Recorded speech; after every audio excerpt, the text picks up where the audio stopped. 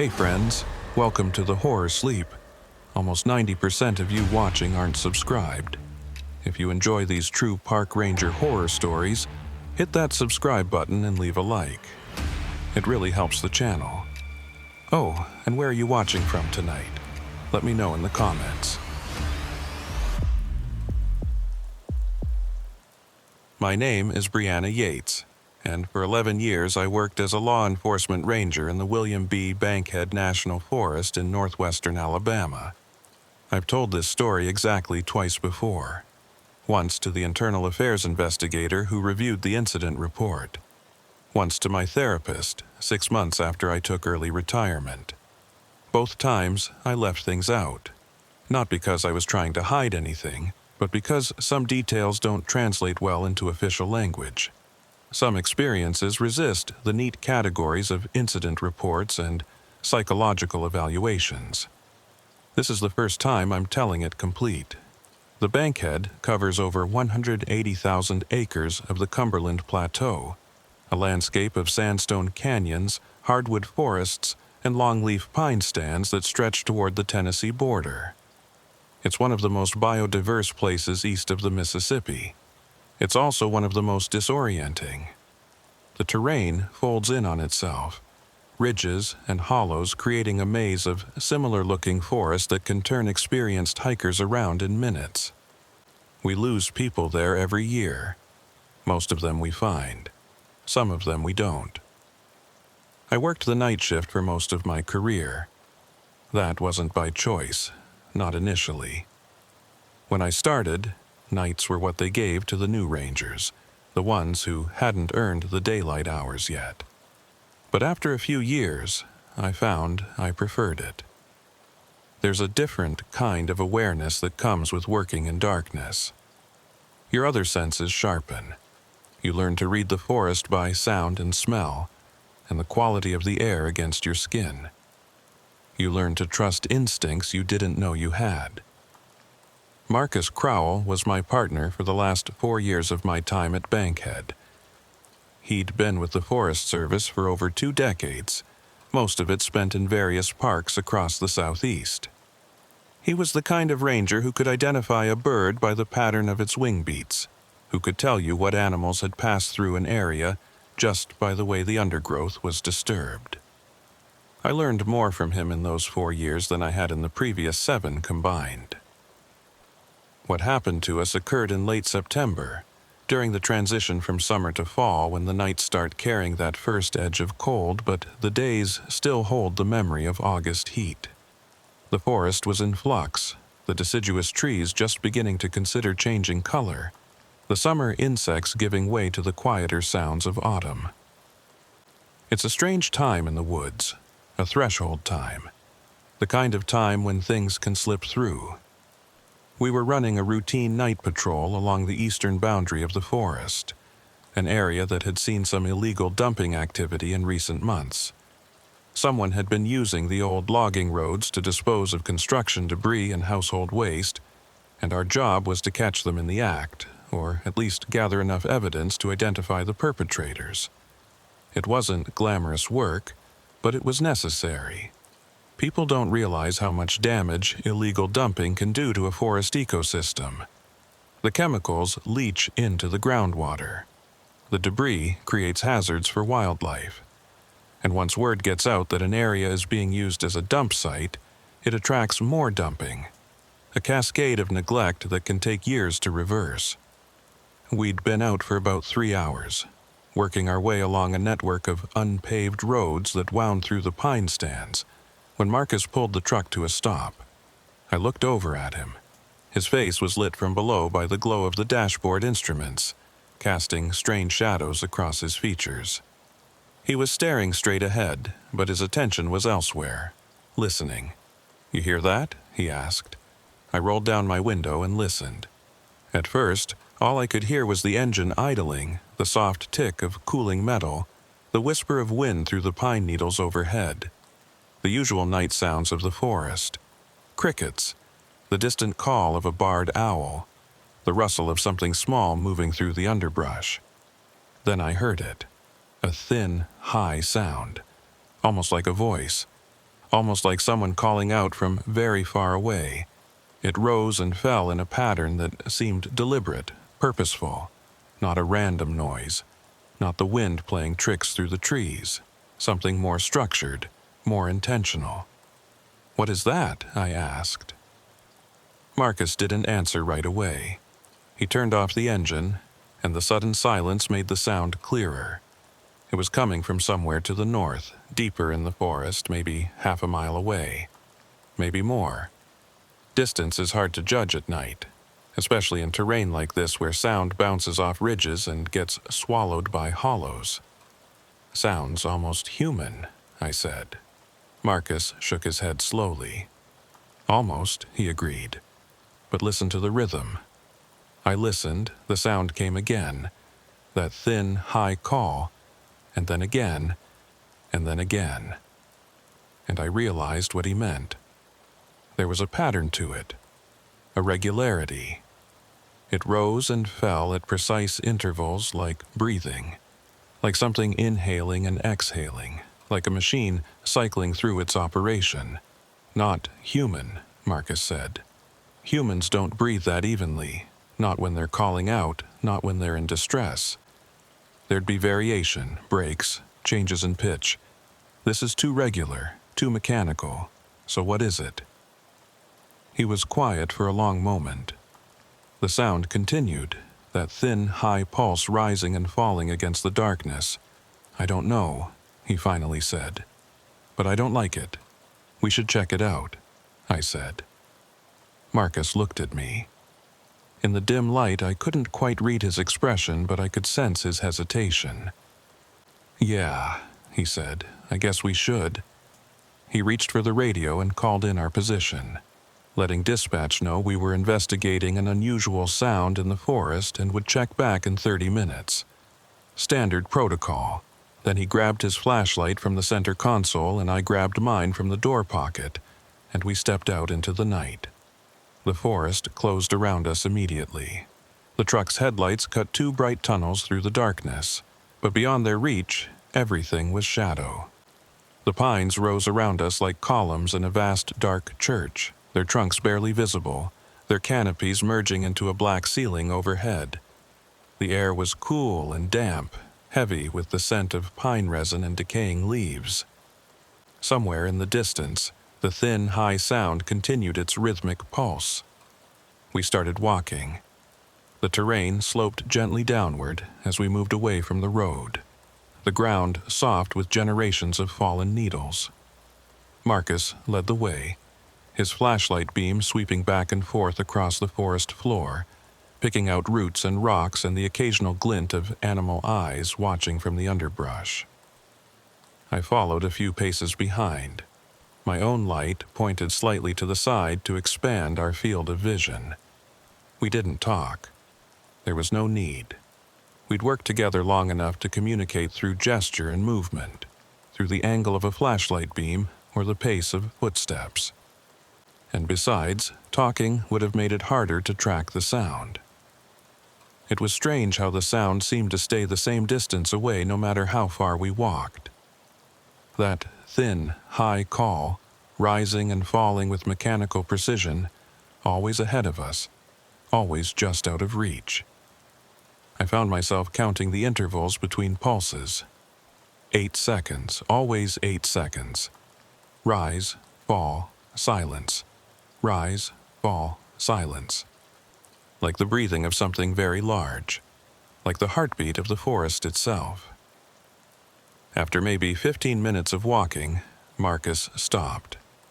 He held up a hand, and I stopped too, my flashlight beam freezing on the ground in front of me. The sound had changed. It was still there, still that thin, high pulse. But now there was something underneath it, a lower frequency, a vibration more than a sound. I could feel it in my chest, in the bones of my face. It was like standing too close to a subwoofer, that deep bass note that you experience more than hear. "What is that?" I whispered. Marcus shook his head. His face had gone very still, the way it did when he was processing something he didn't understand. The forest around us had gone quiet too. I realized suddenly that I could no longer hear the crickets, the owls, the small rustlings of nocturnal life. Just the thin, high sound and that underlying pulse, that subsonic vibration that seemed to emanate from everywhere and nowhere at once. "We should go back," Marcus said. It was so unexpected that for a moment I didn't respond. In 4 years of working together, I'd never heard him suggest retreat. Not once. He was the one who pushed deeper, stayed longer, followed trails that anyone else would have abandoned. "What? Something's wrong here," he said. "I don't know what, but something's wrong. We should go back to the truck and call this in. Get more people out here in daylight." "We're already here," I said. "We're probably close to the source. Let's just see what it is." He looked at me for a long moment. Then he looked back toward the sound, toward that invisible source somewhere in the darkness ahead of us.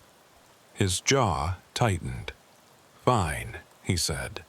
"But we stay close, and if I say we leave, we leave. No arguments."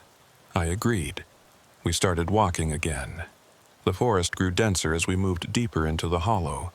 The pines gave way to a mixed growth of oak and hickory, the understory thickening with mountain laurel and rhododendron until we were pushing through foliage rather than walking freely. The ground became rougher, broken by sandstone outcrops and the channels of seasonal streams. Twice, I stumbled on hidden rocks. Once, I walked face first into a spider web that seemed to cover an entire gap between trees, and I had to stop to clear the sticky threads from my eyes and mouth. And still the sound continued. That thin, high pulse, that rhythmic breathing, always 8 seconds, always ahead of us, always just out of reach. Then Marcus stopped again, so suddenly that I almost walked into his back.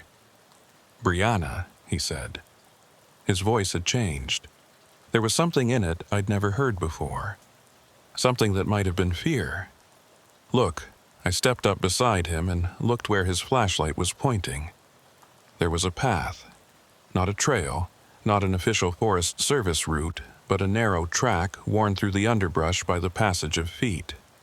It couldn't have been more than 18 inches wide, barely visible even in the beam of our flashlights, but it was unmistakably a path. Someone had walked this way many times. Someone had created this route through the dense vegetation, this thin thread of bare earth cutting through the forest. The path led directly toward the sound. "Marcus," I started. "I see it," he said. "I see it." We stood there for a moment, our flashlights trained on that narrow track, listening to the thin, high sound pulse and pulse and pulse from somewhere ahead. The path disappeared into the darkness after maybe 20 feet, swallowed by the vegetation, but I could sense its continuation, could feel it drawing me forward. "This isn't random," Marcus said. "Someone comes here, regularly. To do what?" That was the question. That was the question I couldn't stop asking myself as we stepped onto the path and began to follow it deeper into the hollow. The sound was louder now, clearer, and I could almost make out details in it. Not words exactly, but something like words. Something like a voice trying to communicate through a medium that couldn't quite carry language. The path wound through the vegetation, following the contours of the land, avoiding the worst of the rocks and roots with the efficiency of long use. Whoever had made this trail knew the terrain, knew it intimately, knew the best way to move through this dense growth without leaving obvious signs of passage. We walked for maybe another 10 minutes. The sound grew louder. The subsonic vibration grew stronger, until I could feel it in my teeth, in the fluid of my eyes. The forest around us had gone completely silent now. No insects, no birds, no rustling of small animals. Just our footsteps and our breathing and that thin, high pulse that seemed to fill the air like smoke. Then the path ended. It didn't fade away gradually. It didn't merge into another trail or open onto a clearing. It simply stopped, the worn track giving way to a dense thicket of mountain laurel that formed an impenetrable wall of dark, glossy leaves. But that wasn't what made us stop. What made us stop was the tape. Yellow plastic tape, the kind you can buy at any hardware store, had been strung across the entrance to the thicket. It was wrapped around tree trunks and threaded through branches, forming a barrier that was clearly meant to keep people out. Or maybe to keep something in. And on the tape, written in black marker in letters large enough to read from 6 feet away, was a single word: listen. No, that wasn't right. I looked again, my flashlight beam trembling slightly as it played across the yellow plastic. Don't listen. Marcus and I stood there for a long moment, our flashlights trained on that yellow tape, on those two words written in hasty black marker. The thin, high sound continued from somewhere beyond the thicket, that rhythmic pulse that rose and fell with mechanical precision, that breathing that wasn't breathing, that voice that wasn't quite a voice. Don't listen. Who wrote this? I asked. My voice came out rough, thick, like I hadn't used it in hours. Marcus didn't answer. He was staring at the tape, at the words, at the dark wall of vegetation beyond. His face had gone very pale in the beam of my flashlight, the lines around his eyes deeper than I'd ever seen them. The sound changed again. It was subtle at first. The rhythm stayed the same. That 8-second cycle, that rise and fall. But the pitch shifted, higher, more urgent. And there was something new underneath it, something that might have been another voice, another source, layering over the first in a kind of dissonant harmony. "Brianna," Marcus said, "we need to leave, right now." I knew he was right. Every instinct I had was screaming at me to turn around, to walk back to the truck, to radio for backup and let someone else deal with whatever was on the other side of that yellow tape. But something held me in place. Some need to understand. Some compulsion to see this through to its source. "We're already here," I said. "We need to know what this is." "No," Marcus said. His voice was firm now, the uncertainty gone. We don't need to know. Some things you're better off not knowing. Some things you can't unknow once you know them." He reached for my arm, and I let him take it. Let him start to pull me back, away from the tape, away from the sound, back toward the path we'd followed to get here. And that's when the sound stopped. The silence was so sudden, so complete, that it felt like a physical blow. One moment that thin, high pulse was filling the air around us, and the next there was nothing. Just our breathing. Just the blood rushing in our ears. Just the vast, crushing weight of the forest's silence. We stood frozen, our flashlights still pointed at the yellow tape. Nothing moved. Nothing made a sound. The forest had become a vacuum, a void, an absence of everything that normally gave it life. Then, from somewhere in the thicket, we heard a new sound. Footsteps. They were slow, deliberate, moving through the dense vegetation with the ease of long familiarity, coming closer. "Run," Marcus said. We ran. I don't remember the path. I don't remember navigating the terrain, avoiding the rocks and roots that had tripped me on the way in. I just remember running, my flashlight beam bouncing wildly ahead of me, my breath coming in ragged gasps, my heart pounding so hard I could feel it in my throat. Marcus was ahead of me, moving faster than I would have thought possible for a man his age, his flashlight cutting through the darkness like a blade. I followed the bobbing light, crashed through vegetation that tore at my uniform and scratched my face, stumbled and caught myself and kept running. The footsteps followed. They were behind us now, behind and to the left. Moving through the forest with a speed that shouldn't have been possible, that couldn't have been possible through that dense undergrowth. I could hear branches breaking, leaves rustling, the steady rhythm of feet striking ground. 8-second intervals. Rise, fall, silence. Rise, fall, silence. The same pattern as the sound, the same mechanical precision. The pines appeared around us, the vegetation thinning as we climbed out of the hollow. I could see the sky now, stars visible through gaps in the canopy, and I ran toward them like they were a promise of safety. Like the darkness above was somehow better than the darkness behind. We burst out onto the logging road maybe 50 yards from where we'd parked. The truck was there, exactly where we'd left it, its headlights still cutting bright tunnels through the night. Marcus reached it first, yanked open the driver's door, threw himself inside. I was right behind him, slamming into the passenger side, pulling the door shut with the hands that wouldn't stop shaking. Marcus started the engine. The truck lurched forward, tires spinning on the packed earth before catching traction. We accelerated down the logging road, away from the forest, away from the hollow, away from whatever had been following us through the trees. I looked in the side mirror as we drove. The road behind us was empty. The forest stood dark and silent, revealing nothing. But I could still feel those footsteps, could still hear that rhythm, that 8-second pulse, that breathing that wasn't breathing.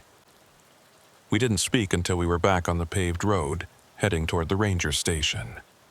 Marcus's hands were white on the steering wheel. His jaw clenched so tight I could see the muscles jumping. "What was that?" I finally asked. He shook his head. "I don't know. Someone was back there, following us." "I know. The tape, the warning. Someone knew about that sound. Someone was trying to keep people away." "I know," Marcus said again. His voice was flat, exhausted. "I know. We have to report this." He was quiet for a long moment. Then he nodded slowly. "Yeah," he said, "we do. The incident report took 3 hours to write. We sat in the ranger station, the fluorescent lights humming overhead, cups of cold coffee growing colder on the desk between us. I wrote. Marcus paced. Neither of us could sit still for long. The problem was that nothing we'd experienced fit neatly into the categories the Forest Service used. There was no crime to report, not exactly. No injury, no property damage. We'd heard a strange sound in the forest and found some yellow tape with a warning written on it. That was all. Reduced to those terms, it sounded like nothing, like a waste of time. But it wasn't nothing. We both knew it wasn't nothing. Something was happening in that hollow. Someone had created that path, strung that tape, written that warning. Someone knew what was out there and was trying to keep people away from it. Or toward it. The warning had said, "Don't listen." But we'd been listening. We'd followed the sound for over half a mile into the forest. And then we'd run, and something had followed us. The morning shift arrived at 6. Marcus and I handed off the incident report, explained what we'd found in the vaguest terms possible, and went home. I don't remember driving. I don't remember unlocking my apartment door or feeding my cat or taking off my boots. I just remember lying in bed, staring at the ceiling, listening to the silence. Except it wasn't silent. Not really. There was always sound, even in the quietest room. The hum of the refrigerator, the tick of the clock, the distant rumble of traffic on the highway. All the white noise of modern life that we learned to tune out, to ignore, to not hear even when it's there. I couldn't tune it out anymore. I could hear everything. Every creak of the building settling, every rustle of my cat moving through the apartment, every beat of my own heart, steady and rhythmic, 8 seconds between each pulse. 8 seconds. I sat up in bed, suddenly wide awake. My heart wasn't beating every 8 seconds. That would be pathologically slow, barely 7 beats per minute. A heart rate that low would mean I was dying. but I could hear it. That rhythm, that pulse. Rise, fall, silence, rise, fall, silence. It was in my head. I got out of bed, walked to the window, pulled back the curtain, and looked out at the parking lot of my apartment complex. The rows of cars shimmering in the early morning heat. The trees at the edge of the property swaying slightly in a breeze I couldn't feel through the glass. The sound was still there. That thin, high pulse. That breathing that wasn't breathing. It was faint now, almost imperceptible, but it was there, playing on a loop in my mind like a song I couldn't forget. Don't listen. But how do you stop listening once you've started? How do you unhear something that's already inside you? I didn't sleep that day. I tried, but every time I closed my eyes I saw that yellow tape, those black letters, that wall of dark vegetation with something behind it. Something that had followed us through the forest. Something that was still following in a way I couldn't quite understand. That evening, I called Marcus. "You hear it too," I said. It wasn't a question. There was a long silence on the other end of the line, then, Yeah, I hear it. What do we do?" Another silence. "I don't know," he finally said. "But I think we need to go back." I knew he was right. I'd known it since we left, since we ran from that hollow with something chasing us through the trees. The sound wasn't going to stop. The loop wasn't going to break. Not until we understood what it was. Not until we faced whatever we'd been running from. "Tomorrow night," I said. "Same time, same place." Marcus agreed. We hung up. I spent the next 24 hours in a kind of fugue state, going through the motions of my life while the sound played endlessly in my head. I ate food I couldn't taste. I watched television I couldn't focus on. I spoke to neighbors and coworkers and heard my own voice as if from very far away, words coming out of my mouth that seemed to have nothing to do with me. The sound was changing, growing more complex. I could hear layers in it now, harmonies and counter-melodies that hadn't been there before. It was like a piece of music that revealed new depths the more you listened to it. Like a puzzle that got harder the more pieces you found. Don't listen. But I couldn't stop. We met at the same logging road, at the same time of night. The forest was different now, or maybe I was different. The darkness seemed deeper, the shadows more pronounced. The pines rose around us like watchers, silent and patient, waiting to see what we would do. Marcus looked like he hadn't slept either. His eyes were red-rimmed, his face drawn, his movements slightly uncoordinated. But there was a determination in him that I recognized. The same determination that had kept him in the Forest Service for 20 years. The same stubbornness that made him the best ranger I'd ever worked with. "You still hear it?" he asked. I nodded. "All day, all night. It won't stop." "Me neither," he said. "I tried everything. White noise, loud music, earplugs. Nothing works. It's like it's inside my head now, like it's part of me." We started walking. The path was easier to find this time. Or maybe we just knew where to look. We pushed into the forest, following the route we'd taken 2 nights before, moving through the pines and into the mixed hardwoods, down into the hollow where the vegetation grew dense and the darkness grew absolute. The sound was louder here, clearer. It wasn't just in our heads anymore. It was in the air around us, vibrating in the leaves, resonating in the sandstone outcrops. That thin, high pulse, that rhythmic breathing. 8 seconds. Always 8 seconds. But there was something else now. A second sound, underneath the first. Lower. More complex. Almost like words, but not quite. Almost like language, but in a grammar I couldn't parse. The tape was still there when we reached the end of the path. Yellow plastic, wrapped around branches, blocking the entrance to the thicket. The words were still visible in the beam of our flashlights. "Don't listen." Marcus reached out and tore the tape down. It came away easily, the plastic old and brittle, crumbling in his hands. Behind it, the thicket opened into a narrow gap, just wide enough for a person to squeeze through. The sound poured out of that gap like water from a burst pipe, so loud now that I could feel it in my bones, in my teeth, in the fluid of my eyes. We pushed through. The thicket was maybe 10 feet deep, dense and dark and scratching at our clothes and skin. Then it opened into a clearing.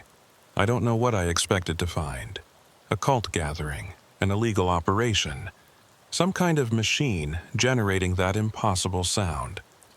But what we found was none of those things. The clearing was small, maybe 30 feet across, surrounded on all sides by dense vegetation. In the center was a fire pit, long, cold, the ashes scattered by wind and rain. Around the fire pit were camping supplies. A tent, collapsed and mildewed. Sleeping bags, torn and rotting. Coolers filled with rainwater and dead insects. Food containers, their contents long since decayed. Someone had camped here. Someone had lived here, for days or weeks or months. And then they had left. Or they had been unable to leave. The sound was everywhere now. It filled the clearing, vibrating off every surface, creating standing waves that made my vision blur. And I realized, finally, what it was. Not a machine, not a voice, not anything alive or mechanical or produced by any source I could identify. It was the forest itself, the trees, the rocks, the air, the ground beneath our feet. Everything was vibrating at the same frequency, resonating with the same rhythm, producing that thin, high pulse that had drawn us here, that had lodged in our heads, that had refused to let us go. Marcus was standing very still in the center of the clearing, his flashlight hanging at his side. His face was slack, his eyes unfocused. He was listening, really listening, in a way that went beyond sound, beyond hearing, beyond any sense I had a name for. "Marcus," I said, but my voice came out strange, distorted by the vibration in the air. "Marcus, we need to go." He didn't respond. I walked toward him, reached for his arm. And that's when I saw the journal. It was lying on the ground near the collapsed tent, half buried in dead leaves. A cheap, spiral-bound notebook, its cover water-stained and warped. I picked it up, opened it, began to read. The handwriting was small and cramped, difficult to decipher in the wavering light of my flashlight. But I made out enough. September 3rd. Arrived at the site. Set up camp. Sound is fainter here, but still audible. Will begin observations tomorrow. September 5th. Sound is louder at night. Seems to come from the northeast. Spent 6 hours trying to locate the source. Unsuccessful. September 8th. The rhythm is consistent. Approximately 8 seconds between peaks. Like breathing. Like a heartbeat. Can't identify the source. September 12th. I can hear it even when I'm not in the forest. In town. In my car. In my apartment. It's in my head now. I don't know how to make it stop. September 15th. Going back to the site. I have to understand. I have to know what it is. If I don't figure this out, I think I'll go insane. September 18th. I understand now. That was the last entry. The remaining pages were blank. I looked at the date on the last entry. September 18th. We were on September 27th. 9 days ago. Whoever had written this had been here 9 days ago, had claimed to understand something about the sound, and then had stopped writing. Had stopped everything. I looked around the clearing with new eyes. The abandoned campsite. The collapsed tent. The rotting supplies. This wasn't a temporary camp. This was where someone had been living for weeks, while they tried to understand the sound that was now embedded in my own head. And then they had understood, and then they had disappeared. "Marcus," I said again. My voice was steadier now, more urgent. "We need to leave. Right now." He turned to look at me. His eyes were strange, empty, like he was looking at me from very far away, from the other side of some vast distance I couldn't comprehend. "I can hear it," he said. His voice was flat, effectless. "I can hear what it's saying." "It's not saying anything," I told him. "It's just a sound. Just a frequency.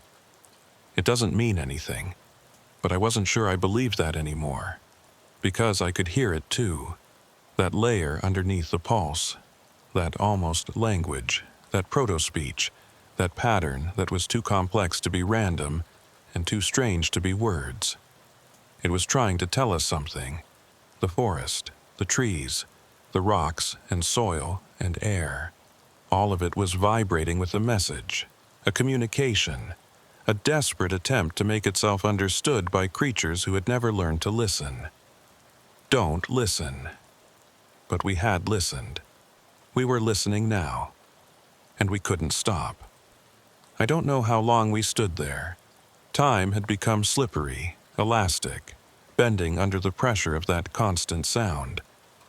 Minutes passed, maybe hours. The forest breathed around us, that rhythmic pulse rising and falling, and I breathed with it, my own lungs sinking to its rhythm, my own heart slowing to match its pace. Marcus had sat down at some point. He was sitting next to the cold fire pit, his head in his hands, rocking slightly back and forth. I could hear him muttering something under his breath. Words I couldn't quite make out, a counter-rhythm to the forest's pulse. I made myself move, made myself walk toward him, made myself reach down and grip his shoulder, hard enough to leave bruises. "We're leaving," I said, "now." He looked up at me. There were tears on his face, but his expression was calm, almost peaceful. "You don't understand," he said. "It's not trying to hurt us. It's trying to show us something." "Show us what?" He gestured at the clearing, at the forest, at the world. "Everything," he said.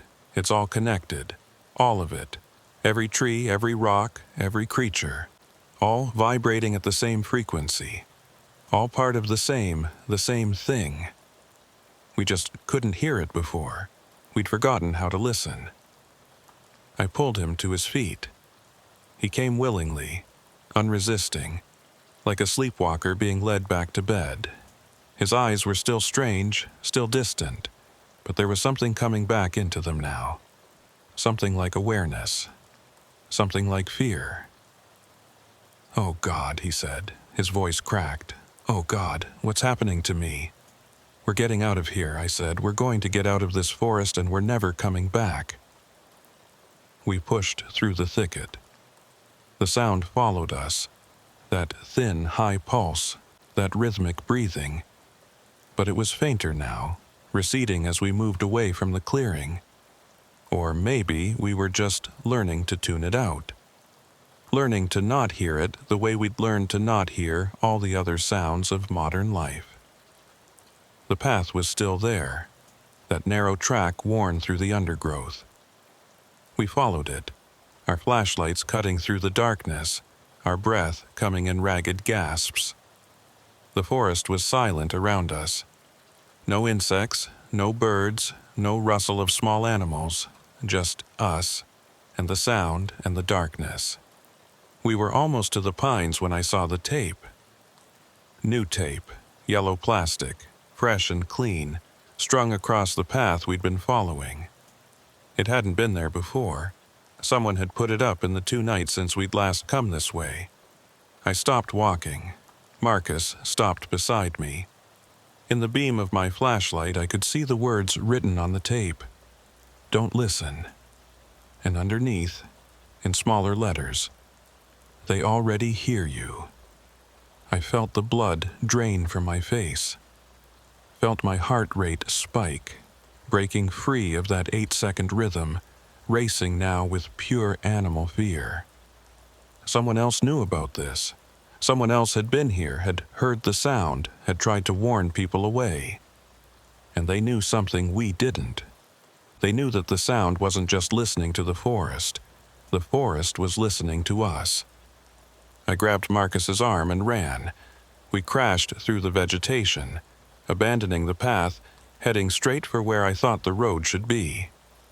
Branches tore at my clothes, at my face. I tripped over roots and rocks, fell hard, got up and kept running. Behind me, I could hear Marcus crashing through the underbrush, his breathing harsh and ragged. The trees thinned. The pines appeared around us. I could see stars overhead, could smell the logging road's packed earth and motor oil. We burst onto the road. The truck was there, exactly where we'd left it. I fumbled for my keys, dropped them, picked them up with the hands that wouldn't stop shaking. Got the door open, got inside. Started the engine. The forest stood dark and silent behind us as we drove away. But I knew, even then, that it wasn't over. The sound was still there, playing in my head. That thin, high pulse, that rhythmic breathing. Fainter now, but still present, still waiting. Don't listen. But we had listened. We'd heard it, really heard it. And now it had heard us too. I didn't sleep for 3 days after that. Every time I closed my eyes, I heard it. That thin, high pulse, that rhythmic breathing. It was quieter now, background noise rather than foreground. But it was always there, always present, a constant reminder of what we'd experienced, of what we'd failed to understand. Marcus took a leave of absence. I heard through the grapevine that he'd checked himself into a psychiatric facility in Birmingham, claiming to hear sounds that weren't there. Auditory hallucinations, they called it. A symptom of stress, of burnout, of the psychological toll that years in law enforcement can take on a person. I didn't tell anyone what I was experiencing. I just kept working, kept going through the motions, kept pretending that everything was normal, that I wasn't hearing a sound that no one else could hear, that the forest hadn't somehow gotten inside my head and taken up residence. But I couldn't go back to nights. I requested a transfer to day shifts, citing personal reasons. My supervisor approved it without much pushback. I think he could tell something was wrong, could see it in my face, in my movements, in the way I flinched at unexpected sounds. The days were easier. Sunlight made the sound fainter, less insistent. I could almost forget it during the bright hours, could almost convince myself that it had been a hallucination, a shared delusion brought on by stress and darkness and the power of suggestion. But at night it came back, every night. That thin, high pulse, that rhythmic breathing. 8 seconds, always 8 seconds. I started researching. In my off hours, in the early morning before work, and the late evening after, I dug through old incident reports, through folklore archives, through every scrap of information I could find about the Bankhead Forest and the strange things that had happened there. What I found disturbed me. The reports went back decades. Hikers who'd gone missing in the eastern section of the forest, never to be found. Rangers who'd reported hearing unusual sounds at night, sounds they couldn't identify or explain. A logging crew in the 1970s that had refused to work in a particular hollow, claiming the trees there made noises that sounded almost human. And then there were the tapes, yellow plastic tape strung across trails and paths throughout the eastern forest. "Don't listen," the tape said. "Stay away. Turn back."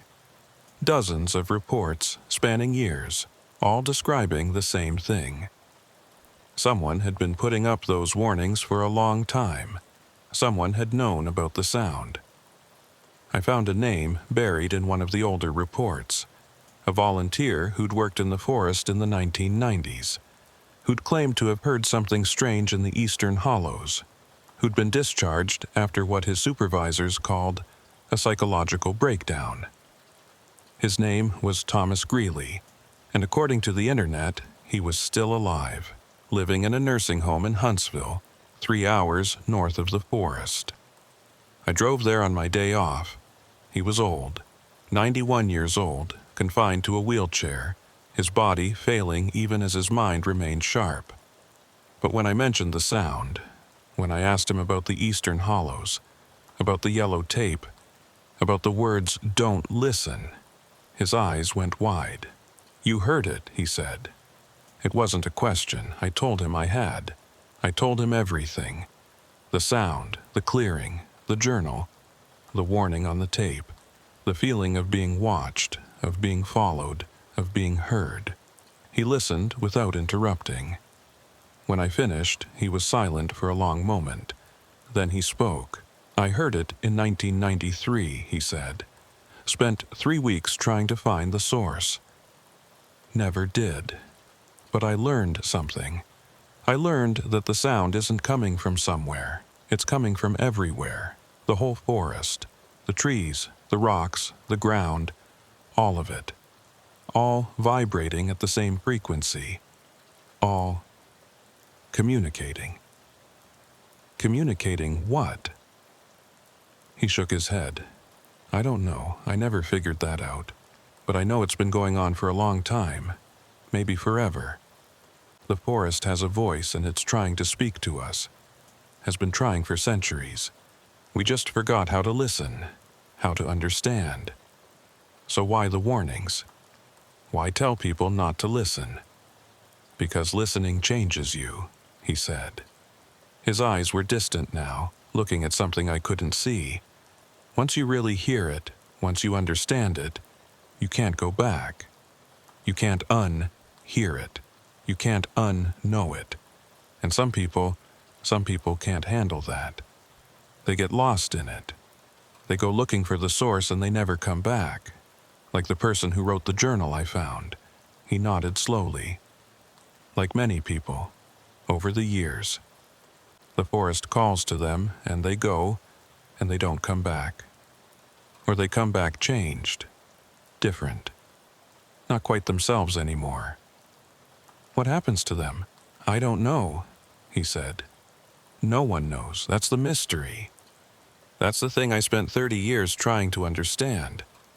Where do they go? What do they become? What does the forest do with the people who finally learn to listen? He looked at me then, his eyes sharp and clear. "Do you still hear it?" I admitted that I did. Every night. Quieter now, but still there. "It'll fade," he said. "Eventually, if you stay away from the forest, if you don't go back. It'll fade until it's just a memory, just a dream you can't quite remember. But it never goes away completely. It's part of you now, part of how you hear the world." He leaned forward in his wheelchair. "But don't go back," he said. "Don't try to find the source. Don't try to understand. Some mysteries are better left unsolved. Some doors are better left closed." I drove back to Alabama that night. The forest was there, off to the west of the highway, a dark mass of trees stretching toward the horizon. I could feel it, could sense it watching me, listening to me, waiting to see what I would do. I kept driving.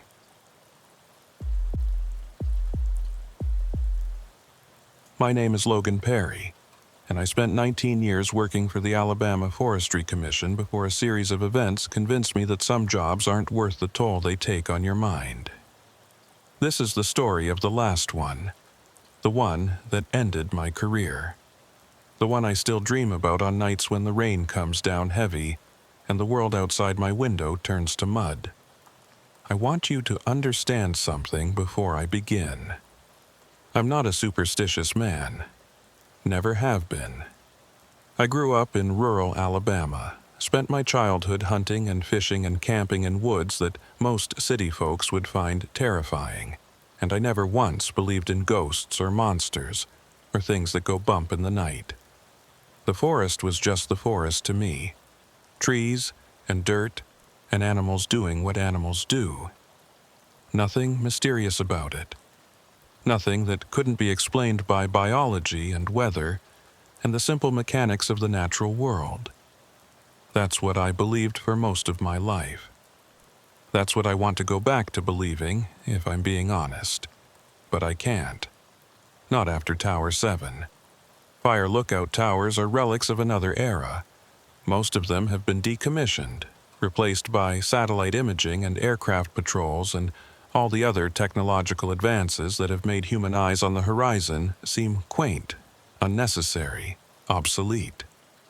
There was a time when these towers dotted the landscape of every major forest in America, staffed by men and women who would spend weeks at a time alone, watching for smoke, calling in reports, serving as the first line of defense against wildfires that could consume thousands of acres if left unchecked.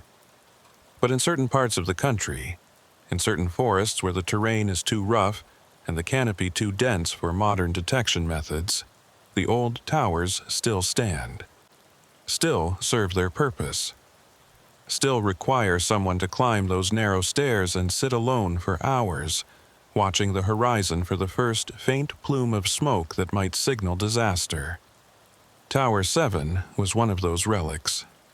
It stood on a ridge in the Conecuh National Forest, about 40 feet tall, its wooden frame weathered by decades of Alabama summers and winters. The paint that had once protected it had long since flaked away, leaving the bare wood exposed to the elements, graying and splitting under the assault of sun and rain. The windows at the top were smeared with grime that no amount of cleaning could fully remove, the accumulated residue of countless storms and the slow drift of forest debris.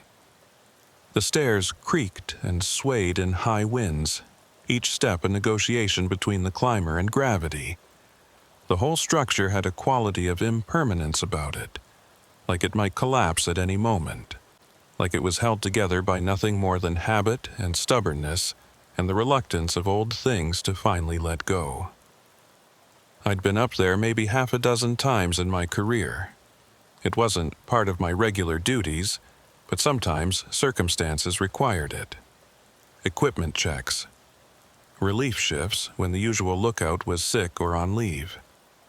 The occasional welfare check when someone up there stopped responding to radio calls. That's what brought me to Tower 7 on the night of October 14th. A welfare check. Wade Barlow was my partner that night. He'd been with the commission even longer than I had. 23 years of service that had left their mark on his face and his hands and his slow, deliberate way of moving. He was a quiet man, Wade. The kind of quiet that came from having seen enough that words seemed insufficient, unnecessary, almost wasteful. His face was weathered like old leather, creased by sun and wind, and the particular strain of spending decades outdoors in a climate that didn't forgive carelessness. We'd worked together on and off for years, one of those partnerships that develops its own rhythm, its own shorthand, its own comfortable silences. The call came in around 8 p.m. Tower 7 had missed its regular check-in. The lookout stationed there, a seasonal worker named Dennis Kowalski, hadn't responded to radio hails for the past 3 hours. That wasn't necessarily cause for alarm. Radio equipment failed sometimes. Batteries died. People fell asleep after long hours of staring at unchanging horizons. But protocol required us to verify that everything was okay, so Wade and I loaded into the truck and headed out. I remember the weight of the evening air as we climbed into the cab. October in Alabama carries a particular quality, a heaviness that speaks of summer's reluctant departure and winter's patient approach. The heat of the day had faded, but the humidity remained, clinging to everything, making the air feel thick and substantial in a way that northern folks never quite understand. The drive took about 45 minutes. The first 30 were on paved roads, winding through small towns that had mostly shut down for the night, past gas stations and dollar stores and churches with their parking lots empty and their signs announcing Sunday services. Then the pavement ended, and we turned onto the forest roads, those narrow arteries that wound through the trees like veins through living tissue. The last 15 minutes were on unpaved roads that wound through the forest like arteries, narrow and twisting and hemmed in by walls of longleaf pine. The headlights carved tunnels through the darkness, illuminating the pale trunks of trees that seemed to press closer with every mile. No other vehicles. No signs of human presence. Just the forest, endless and patient, swallowing the light as quickly as we could produce it. It had rained earlier that day. Not a heavy rain, but enough to soften the ground, to turn the packed earth of the forest roads into something more yielding. I could feel the truck's tires slipping occasionally on the muddy surface, could hear the wet sound of rubber struggling for purchase. Wade adjusted the wheel to compensate, his movements automatic, born of decades of driving these roads in every conceivable condition. Neither of us spoke. There wasn't much to say. We'd done this kind of thing before, these welfare checks, these late-night drives into the deep forest to verify that someone was still alive and functioning. Most of the time, it turned out to be nothing. A dead radio battery, a lookout who'd fallen asleep, a simple miscommunication about check-in times. Most of the time. The road ended at a small clearing at the base of the ridge where Tower 7 stood. The clearing was maybe 50 feet across, just large enough to turn a vehicle around, its edges defined by the dark wall of forest that surrounded it on all sides. A single-track trail led up from there, too narrow for vehicles, winding through the trees toward the tower's base. We parked, and the silence that followed the engine's death was immediate and absolute. No insects, no nightbirds, no rustle of animals in the underbrush. Just stillness, heavy and complete. Wade and I exchanged a glance. We'd both noticed it. The forest shouldn't have been this quiet. Even at night, especially at night, there should have been sound. Owls hunting, crickets singing. The 1,000 small noises that make up the symphony of a living forest. But there was nothing. Just silence, pressing in from all sides like something physical. We grabbed our flashlights and radios and started walking. The trail was steep. My calves burned within the first 5 minutes, the incline demanding more than I'd expected. The day's rain had made the path slick, and I had to watch my footing carefully, placing each step with deliberation. I could hear Wade breathing hard behind me, the sound loud in the unnatural quiet. The trees pressed close on either side, their branches interlocking overhead to form a canopy so dense that our flashlight beams seemed to stop just a few feet ahead, unable to penetrate the darkness beyond. The air was thick with moisture, heavy with the smell of wet pine and decaying leaves. That smell is something I've never been able to forget. The particular combination of rotting vegetation and rain-soaked earth and pine resin that I now associate with fear. Somewhere in the distance, an owl called out, its voice muffled and strange, as if coming from underwater. It was the only sound I heard on that climb, the only indication that anything in this forest was still alive. We climbed for maybe 15 minutes before the trees began to thin and the slope began to level out. The tower came into view gradually. First, its skeletal frame visible against the slightly lighter darkness of the sky, then its details resolving as we drew closer. The observation platform at the top. The narrow stairs spiraling up around the central column. The small cabin perched at the summit, its windows dark. In daylight, Tower 7 was merely old, merely weathered, merely a structure past its prime. But at night, with the forest pressing in around it and the silence weighing on everything, it looked different. It looked like something that had been forgotten, something that had been left behind when everything else had moved on. something that had been waiting, alone in the darkness, for someone to finally come. Wade stopped walking. I stopped beside him. "Look," he said. He was pointing his flashlight at the ground in front of the tower's base, at the mud that had collected there in a shallow depression, churned and softened by the day's rain. There was a footprint in the mud, just one. I moved closer, angling my flashlight to get a better look. The beam cut through the darkness, illuminating the impression in sharp relief. The print was deep and clear, pressed into the soft earth with considerable force. A boot print, by the look of it, size 11 or 12. The treads were distinctly visible, ridged and patterned in the way of serious hiking boots, the kind with thick soles meant for rough terrain. But there was only one, not a trail of prints leading to or from the tower. Not even a pair, just a single impression, stamped into the mud as if someone had materialized there from thin air, stood for a moment on one foot, and then vanished again. I crouched down to examine it more closely. The mud around it was undisturbed. I could see the texture of the soil, the way the rain had smoothed its surface, the absence of any other marks or disturbances. No drag marks. No signs of someone walking on their toes or heels to minimize their tracks. No indication of how someone had arrived at this spot or departed from it.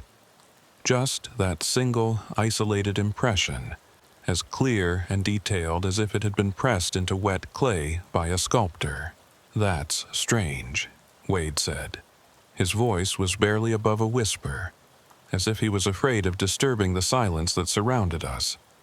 I didn't respond. I was looking at the print, trying to make sense of it.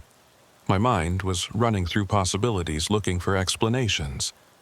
Someone could have jumped from the stairs, could have landed on one foot, and then... What, flown away? Vanished into thin air? "Maybe someone jumped," I said, "from the stairs." Wade looked up at the tower. The lowest point of the staircase was at least 15 feet above the ground. A jump from there would be possible, but risky, and it didn't explain why there was only one footprint. A person jumping from that height would need to absorb the impact with both feet, or at least stumble and leave additional marks. "With one foot?" he asked. His skepticism was evident. I didn't have an answer. We circled the tower's base, moving slowly, our flashlight beams sweeping across the ground in overlapping arcs. We were looking for other signs of activity, more footprints, disturbed vegetation, anything that might explain what we were seeing. The mud extended in an irregular patch around the tower's foundation, maybe 20 feet in diameter, churned by years of foot traffic during rainy seasons. Beyond it, the ground was covered with the thick layer of pine needles that blanketed the forest floor. But there was nothing, just the muddy ground, undisturbed except for that single, impossible impression. I noticed other things as we circled, details that seemed wrong, though I couldn't quite articulate why. The way the pine needles around the mud patch seemed too orderly, too evenly distributed. The way the nearest trees stood at exactly the same distance from the tower's base, like they'd been planted rather than grown naturally. The way the darkness beyond our flashlight beams seemed to have substance, seemed to push back against the light rather than simply absorbing it. I told myself I was imagining things.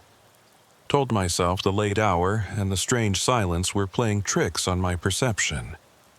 Told myself there was a rational explanation for the footprint, and we just hadn't found it yet.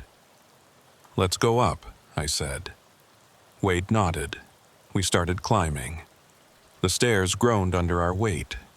Each step produced a different sound, a different quality of creak, as if the wood was speaking in a language we couldn't understand.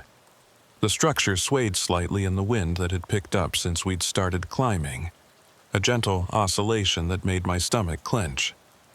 I kept one hand on the railing, which wasn't much more reassuring. The wood was rough and splintered, and I could feel it flex under my grip. Halfway up, I paused to look out over the forest. From this height, I could see the canopy stretching away in all directions. A dark, undulating sea, broken only by the occasional gap where a tree had fallen or a fire had cleared a patch decades ago. No lights, no signs of civilization, just the forest, vast and indifferent, swallowing everything. The moonlight, what little of it penetrated the cloud cover, gave the treetops a silvery quality that seemed almost beautiful, almost peaceful. But the silence persisted. Even at this height, even with the wind picking up, the forest was quiet. Too quiet.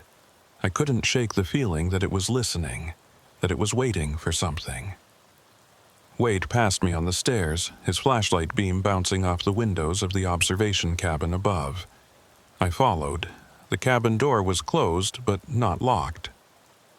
Wade pushed it open, the hinges protesting with a sound that seemed too loud in the stillness. We stepped inside. The space was small, maybe 12 feet square, dominated by the observation platform that ran along the windows on all four sides.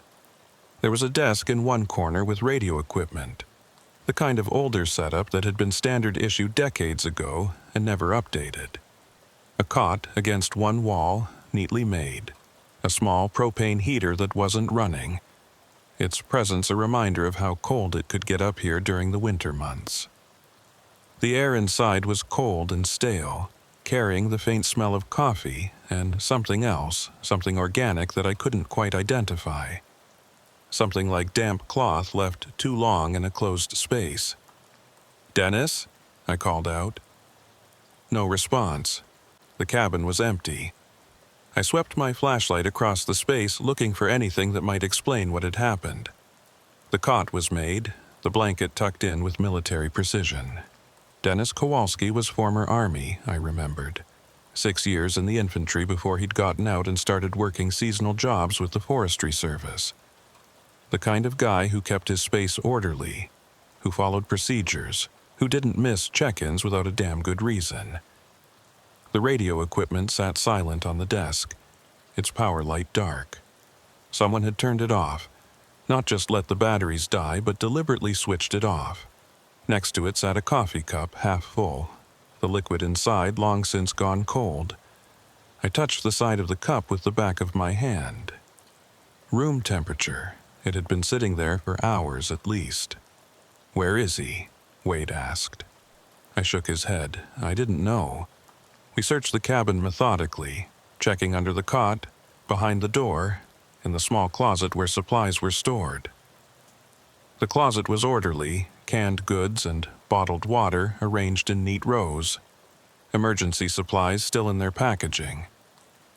Nothing disturbed, nothing missing that I could see. There was no sign of Dennis Kowalski, no indication of where he might have gone or why he had stopped responding to radio calls. No evidence of struggle, no sign of panic, no hastily written note explaining an emergency departure. The cabin looked like its occupant had simply stepped out for a moment and would be back any minute. Except for the radio, except for the cold coffee, except for the single footprint in the mud below. Then Wade found the logbook. Every fire lookout keeps a logbook. It's part of the job, as fundamental as watching for smoke. A running record of observations, weather conditions, any unusual activity. The entries are usually mundane, the kind of routine documentation that no one ever reads except during audits. Temperature readings, wind speeds, notes about smoke sightings or aircraft passing overhead. The slow accumulation of data that, when added up over weeks and months and years, helped us understand the forest's patterns and predict its dangers. Wade had opened the logbook that sat on the desk next to the silent radio. He was staring at it with an expression I'd never seen on his face before, an expression that looked almost like fear. In 23 years of working with the man, through forest fires and search and rescue operations, and one incident involving a black bear that had gotten into a camper's food supplies, I had never seen Wade Barlow look frightened. Until now. "Logan," he said, "come look at this." I walked over and looked down at the open page. The logbook was mostly blank. Page after page of empty lines, waiting to be filled with observations that had never been recorded. Dennis had been stationed at Tower 7 for 3 weeks, but there were almost no entries. Just a handful of dates with minimal notes. Weather clear. No activity. Wind from the southwest. October 2nd. No observations. October 5th. No observations. October 9th. Fog and morning. Cleared by noon.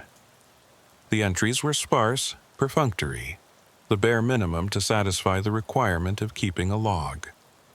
Nothing like what I would have expected from a former soldier, from someone who understood the importance of documentation, from someone who had been trained to observe and report.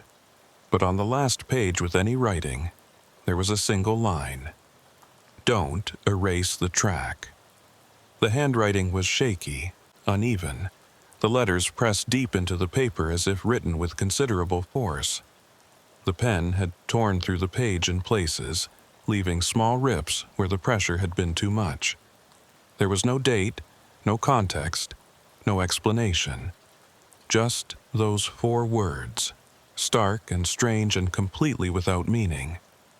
Don't erase the track, Wade read aloud. His voice was hollow, uncertain. What track? I thought about the footprint outside, the single impression in the mud, isolated and unexplained. The track that led nowhere, that came from nowhere, that existed in defiance of any logical explanation. Maybe he means the footprint, I said. Wade looked at me. His face was pale in the beam of my flashlight, the shadows carving deep lines around his eyes. Why would he write that? Why would he care about a footprint? I don't know. We stood there for a moment, staring at the logbook, trying to make sense of what we were seeing. The silence in the cabin was oppressive, broken only by the occasional creak of the tower swaying in the wind and the distant sound of the forest settling into night. I could hear my own heartbeat, faster than it should have been, and I could hear Wade's breathing, shallow and quick. We need to search the area, I said. He might be out there somewhere, injured, lost. He could have fallen on the stairs, hit his head, wandered off in a daze. Wade nodded, but he didn't look convinced. There was something in his eyes that I recognized, the same unease that was building in my own chest, the sense that we were missing something, that there was a pattern here we couldn't quite see. We headed back down the stairs. The forest at night is a different world. I've spent countless hours in the dark woods over the course of my career, and I've never gotten used to the way night transforms familiar terrain into something alien and threatening. Shapes that you'd recognize instantly in daylight become ambiguous, menacing. A rock becomes a crouching animal, a stump becomes a figure. The branches of trees become reaching hands, grasping at your clothes, your face, your sanity. Sounds that wouldn't register at all during the day seem amplified, significant, laden with meaning that you can't quite decipher. Your mind starts filling in the gaps, imagining threats that aren't there, creating narratives from nothing. The night is when the forest stops pretending to be something you understand.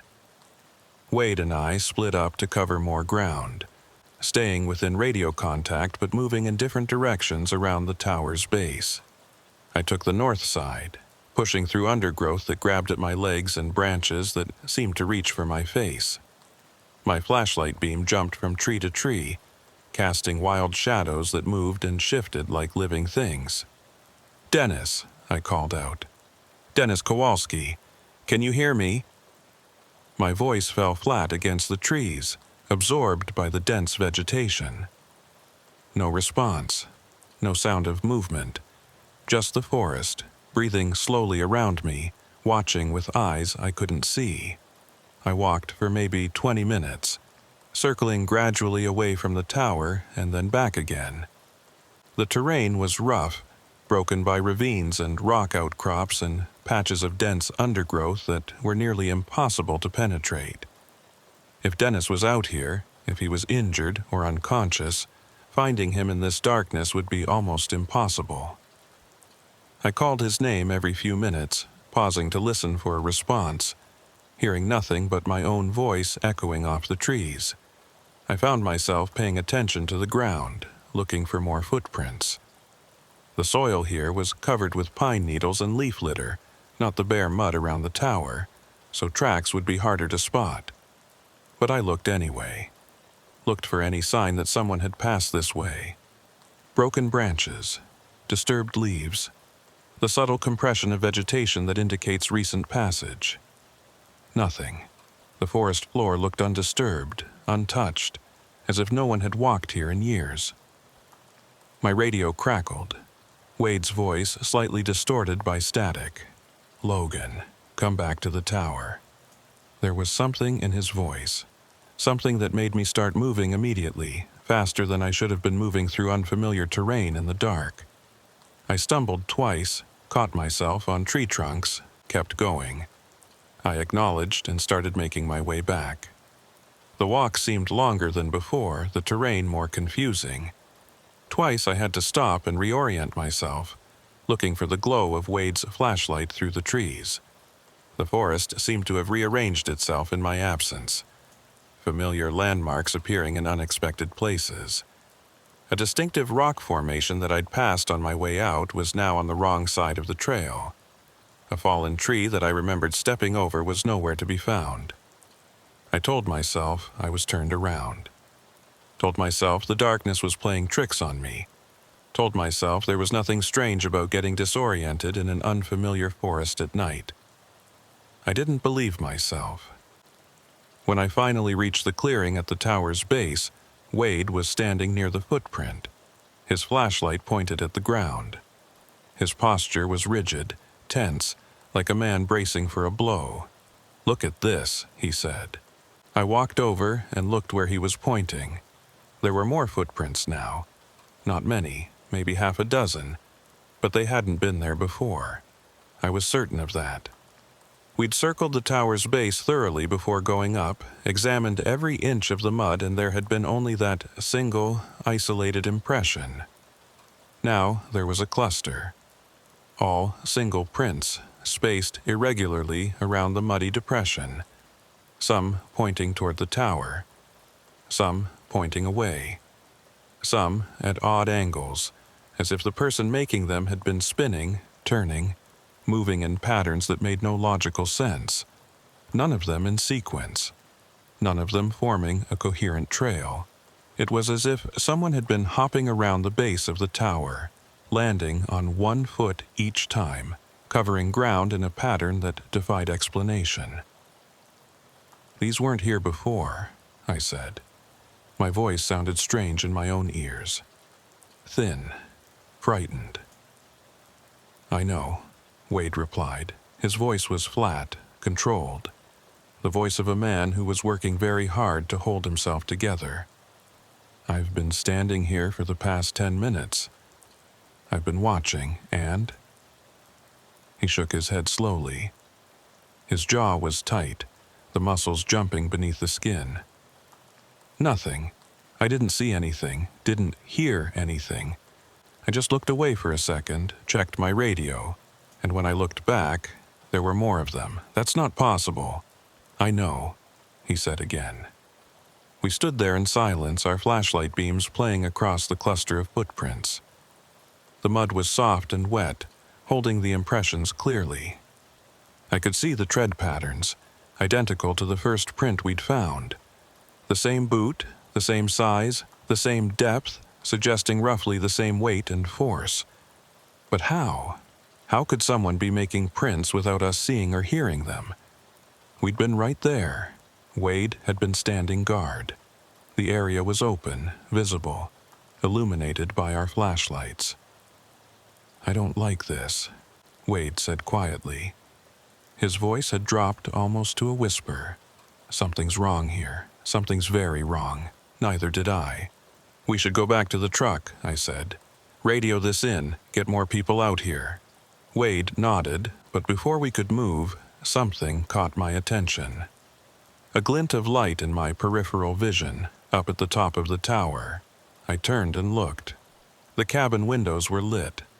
Not brightly. Not like someone had turned on the main lights.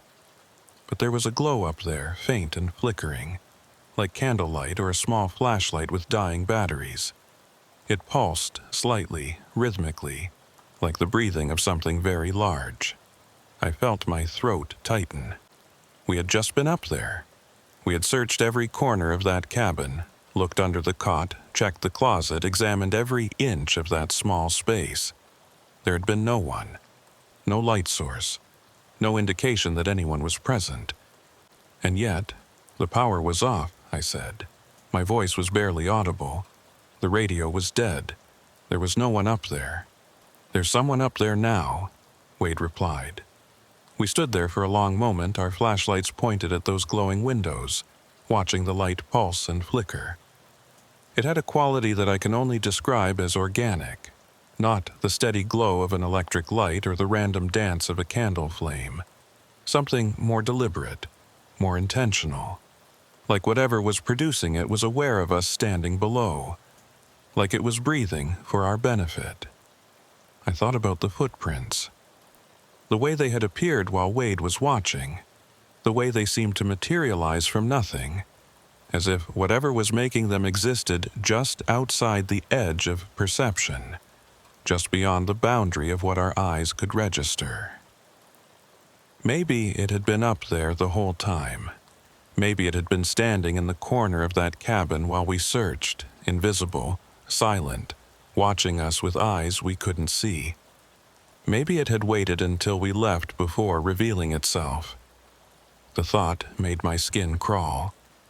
"Wade," I said. My voice came out as a whisper. What if it was there the whole time? What if it was watching us? He didn't answer. He didn't have to. I could see the same thought written on his face, the same cold realization settling into his bones. We looked at each other. The same question in both our minds. Do we go up?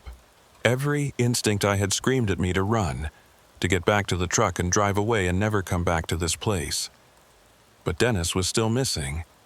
And whatever was up there, whatever was making those lights and those footprints, it might know something about what had happened to him. We went up. The ascent felt different this time, more unstable, more reluctant to support our weight.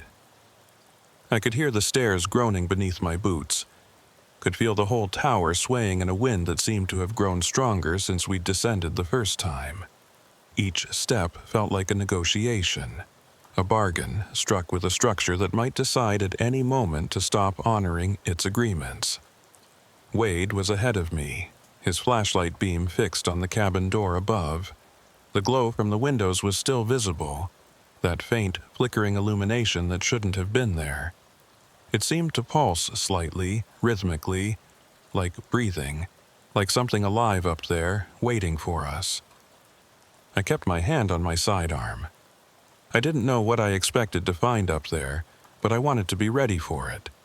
Ready for anything. Though what preparation could possibly be adequate for what we'd already seen, I couldn't say. Wade reached the door first. He paused, listening. I stopped on the stairs behind him, trying to quiet my breathing, trying to hear anything over the pounding of my own heart. Nothing. The tower was silent except for the wind and the creaking of wood. Wade pushed the door open. The cabin was empty. The glow we'd seen from below was gone. The windows were dark again, reflecting our flashlight beams back at us, showing us only our own faces, pale and frightened, floating in the black glass. Everything was exactly as we'd left it. The cot made, the radio silent, the coffee cup half full on the desk, the logbook still open to the same page.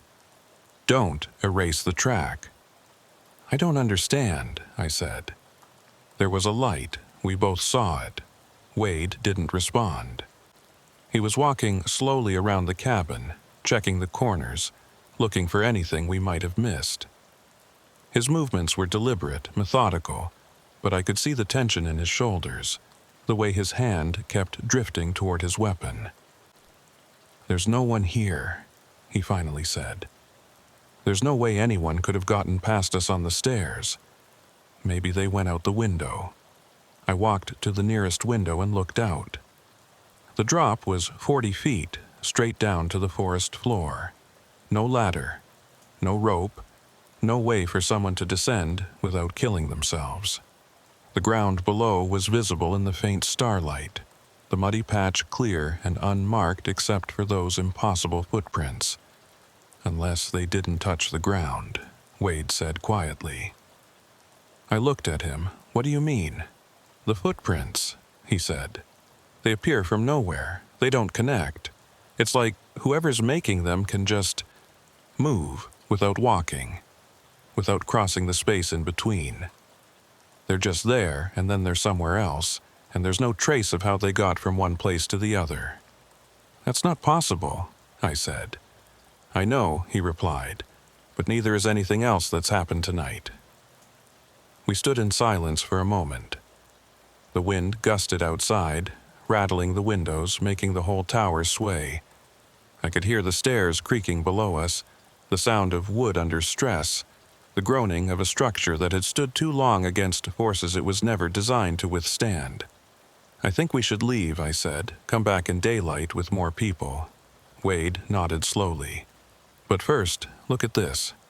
He was pointing at the logbook. I walked over and looked. The writing had changed. Where before there had been only that single line, "Don't erase the track," now there was more. Additional words, written in the same shaky handwriting, pressed deep into the paper. "Don't erase the track. The track is all that's left." I tried to follow it. Now, I'm part of it. I felt the blood drain from my face. My vision went gray at the edges, and I had to grip the desk to steady myself. "That wasn't there before," I said. "We looked at this page. That wasn't there." Wade didn't say anything. He was staring at the logbook with an expression I couldn't read. Not fear, exactly. Something more like resignation. Like acceptance of something he'd been refusing to believe. "We need to go," I said. "Now." We went. The descent down the stairs felt like it took forever. Every step was a negotiation with gravity, with the swaying of the tower, with the darkness that pressed in from all sides. I kept my flashlight pointed at my feet, watching where I stepped, trying not to think about what we'd seen in the cabin, about the words that had appeared in the logbook as if written by an invisible hand. When we reached the bottom, I almost didn't want to look at the mud, but I looked. The footprints were gone, all of them. The single, isolated print we'd found when we first arrived, the cluster that had appeared while Wade was watching, the irregular pattern that had made no sense, that had seemed to suggest movement without motion, presence without passage. Gone. As if they'd never existed. The mud was smooth and undisturbed, marked only by our own boot prints where we'd walked around the tower's base. Whatever had left those impressions, whatever had created that impossible pattern, had erased itself, had taken back the evidence of its presence. "They're gone," Wade said. His voice was barely above a whisper, cracked and hollow. "I know. How, I don't know." We stood there in the darkness, our flashlight beams moving across the empty mud, looking for any trace of what had been there just 30 minutes before. But there was nothing. No sign that we hadn't imagined the whole thing. Except we hadn't imagined it. We'd both seen it, we'd both documented it in our minds, even if we hadn't thought to photograph it. We'd examined those footprints, studied their details, tried to make sense of their impossible arrangement. And now they were gone. "The logbook," I said. "We need to take the logbook." Wade nodded. Evidence. Proof that something had happened here, even if we couldn't explain what. I started back toward the stairs, but Wade grabbed my arm. "Wait," he said. "Listen." I stopped, listened. At first I heard nothing, just the wind in the trees, the distant call of an owl finally breaking the silence, the normal sounds of the forest at night. But then, underneath those familiar noises, I heard something else. Footsteps, not on the ground, above us, on the tower's stairs. Someone was coming down. We backed away from the tower's base, our flashlights trained on the staircase. The footsteps were slow, deliberate, each one producing a distinct creak from the aging wood. Step, pause, step, pause, step. Like someone descending carefully, taking their time, making sure of each placement. But we couldn't see anyone. Our flashlight beams illuminated the entire staircase, from the ground all the way up to the cabin. Every step was visible. Every landing, every railing, every inch of weathered wood. And there was no one there. The footsteps continued. Step. Pause. Step. I could hear them clearly now, could pinpoint their location on the staircase. They were about halfway down, moving toward us. But there was nothing to see, nothing but empty stairs and darkness. Then the footsteps stopped. The silence that followed was absolute. Even the wind seemed to hold its breath. The forest went still around us, every sound suspended, every movement frozen. And then, in the mud at the base of the tower, a footprint appeared. I saw it happen. I watched it form, the mud pressing down as if under the weight of an invisible boot, the treads appearing line by line in the soft earth. It was exactly like the prints we'd seen before. Same size, same pattern, same depth, but there was no one there to make it. Wade made a sound beside me, something between a gasp and a moan, a sound I'd never heard a grown man make before. I couldn't take my eyes off the print, off the mud that was still settling around its edges, off the impossible thing I was watching happen. Another print appeared, then another. They were moving toward us now. Those invisible footsteps, crossing the muddy ground in a direct line from the tower's base to where we stood. Run, Wade said. We ran. I don't remember much about the run back to the truck. Just fragments. The branches tearing at my clothes. The sound of Wade crashing through the undergrowth behind me. The burn in my lungs and the pounding of my heart. The darkness that seemed to press in from all sides, trying to swallow us, trying to keep us from escaping. I fell once. My foot caught on a root or a rock, I'll never know which, and I went down hard, my flashlight flying from my hand, my palms and knees slamming into the forest floor. The pain was sharp, immediate, grounding. It reminded me that I was still real, still physical, still subject to the normal laws of cause and effect. Wade hauled me up without breaking stride. His grip on my arm was like iron. We kept running. The trail seemed longer on the way back. The descent that should have taken 15 minutes stretched into what felt like hours. Every tree looked the same. Every shadow held threats we couldn't name. But we kept running, kept moving, kept putting distance between ourselves and whatever was following us from the tower. We reached the truck somehow, threw ourselves inside. I started the engine with hands that wouldn't stop shaking. The tires spun in the mud, found traction, propelled us forward. I drove too fast, the truck bouncing and sliding on the unpaved road, headlights carving wild arcs through the darkness. Neither of us looked back. I wanted to. Some part of me needed to see if anything was following, needed to know if those invisible footsteps had pursued us down the trail. But a deeper instinct kept my eyes forward, kept my hands on the wheel, kept my foot pressed hard against the accelerator. Wade was muttering something under his breath. A prayer, maybe, or a string of curses. I couldn't tell which. His hands gripped the dashboard so hard I thought he might leave dents in the plastic. His eyes were fixed on the road ahead, wide and unblinking. like a man afraid that if he closed them he might see something worse than darkness. The forest pressed in on both sides of the road, the trees seeming to lean toward us, reaching for the truck with their dark branches.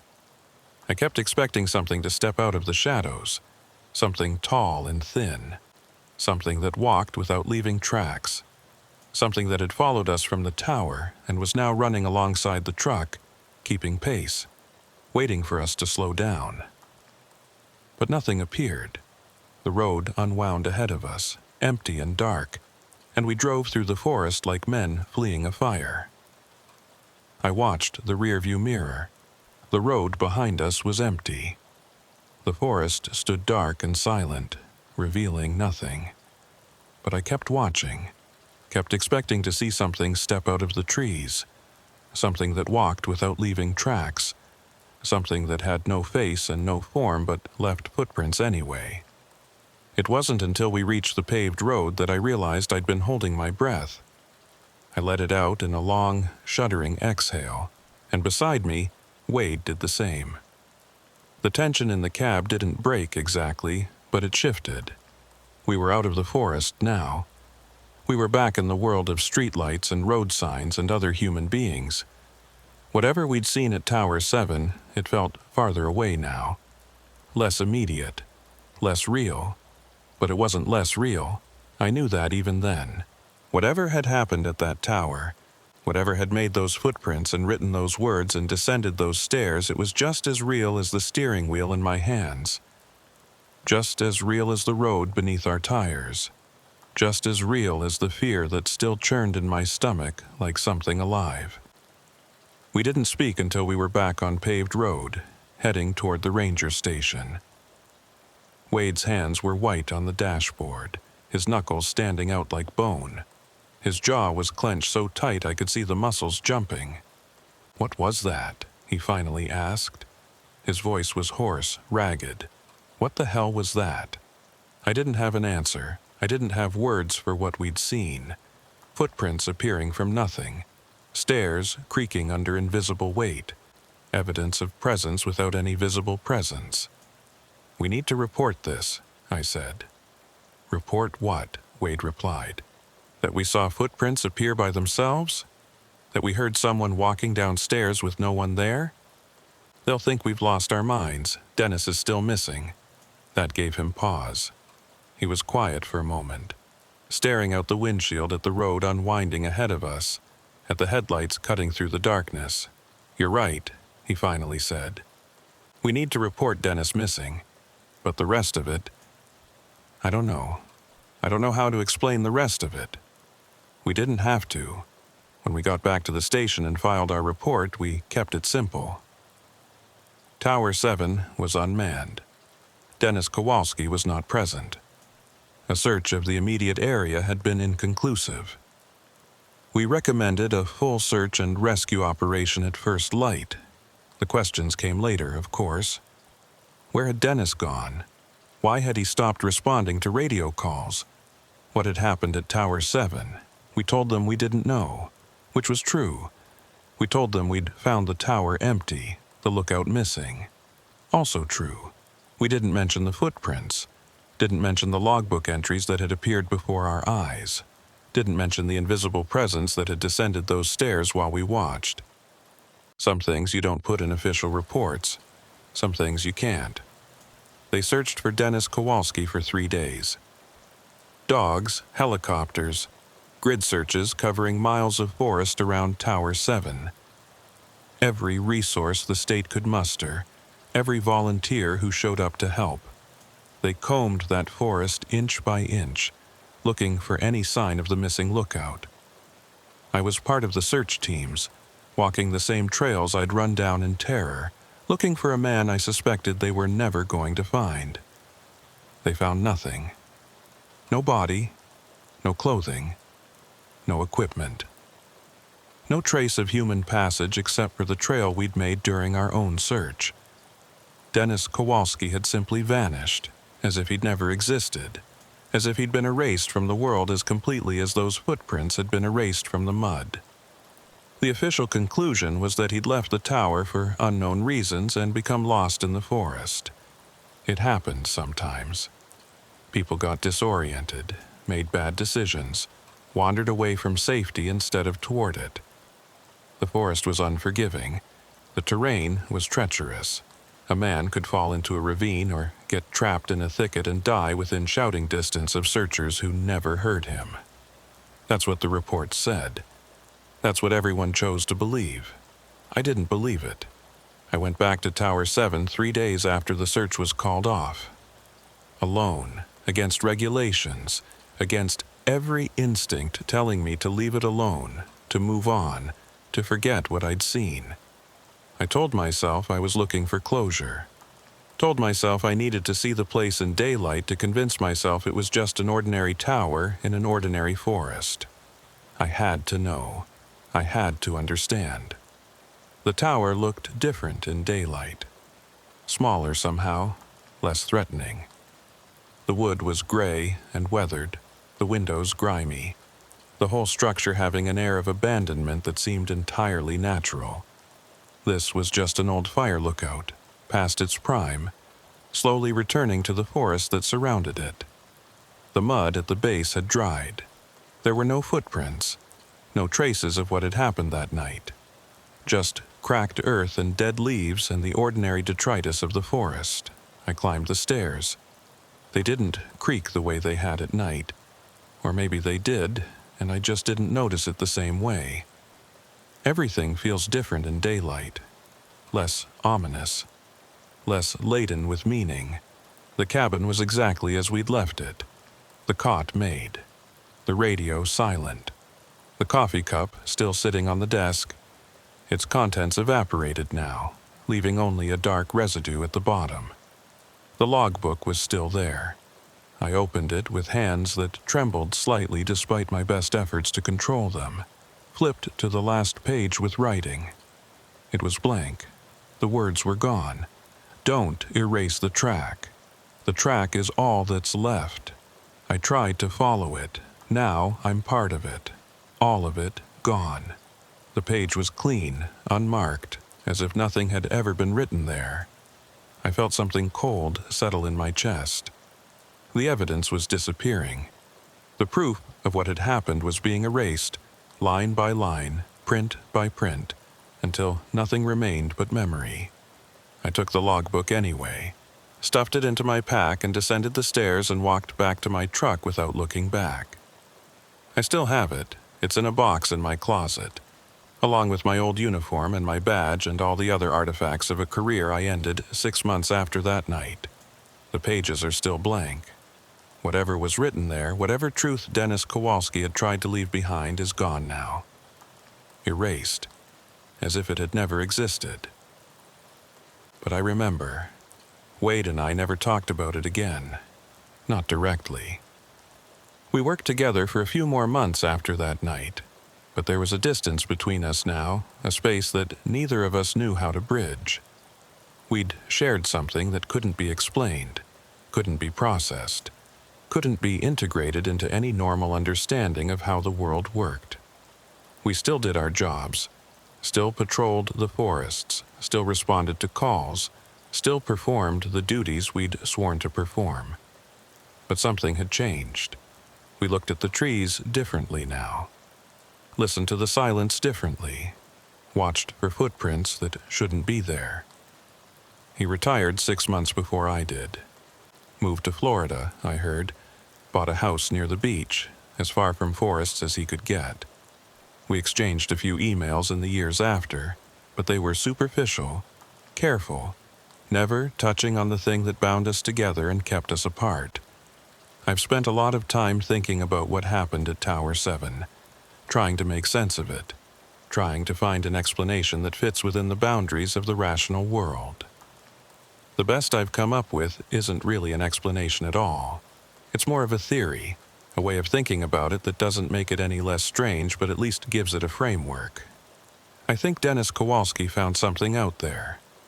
Or something found him. Some phenomenon that exists in those deep woods, some force or presence or pattern that we don't have names for and can't understand. He tried to document it. Don't erase the track.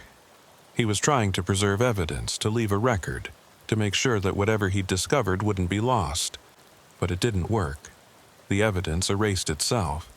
The footprints disappeared. The logbook entries vanished.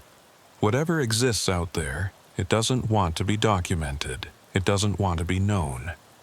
The track is all that's left. I tried to follow it. Now I'm part of it. Those words haunt me. They suggest that Dennis didn't just disappear. He became something else.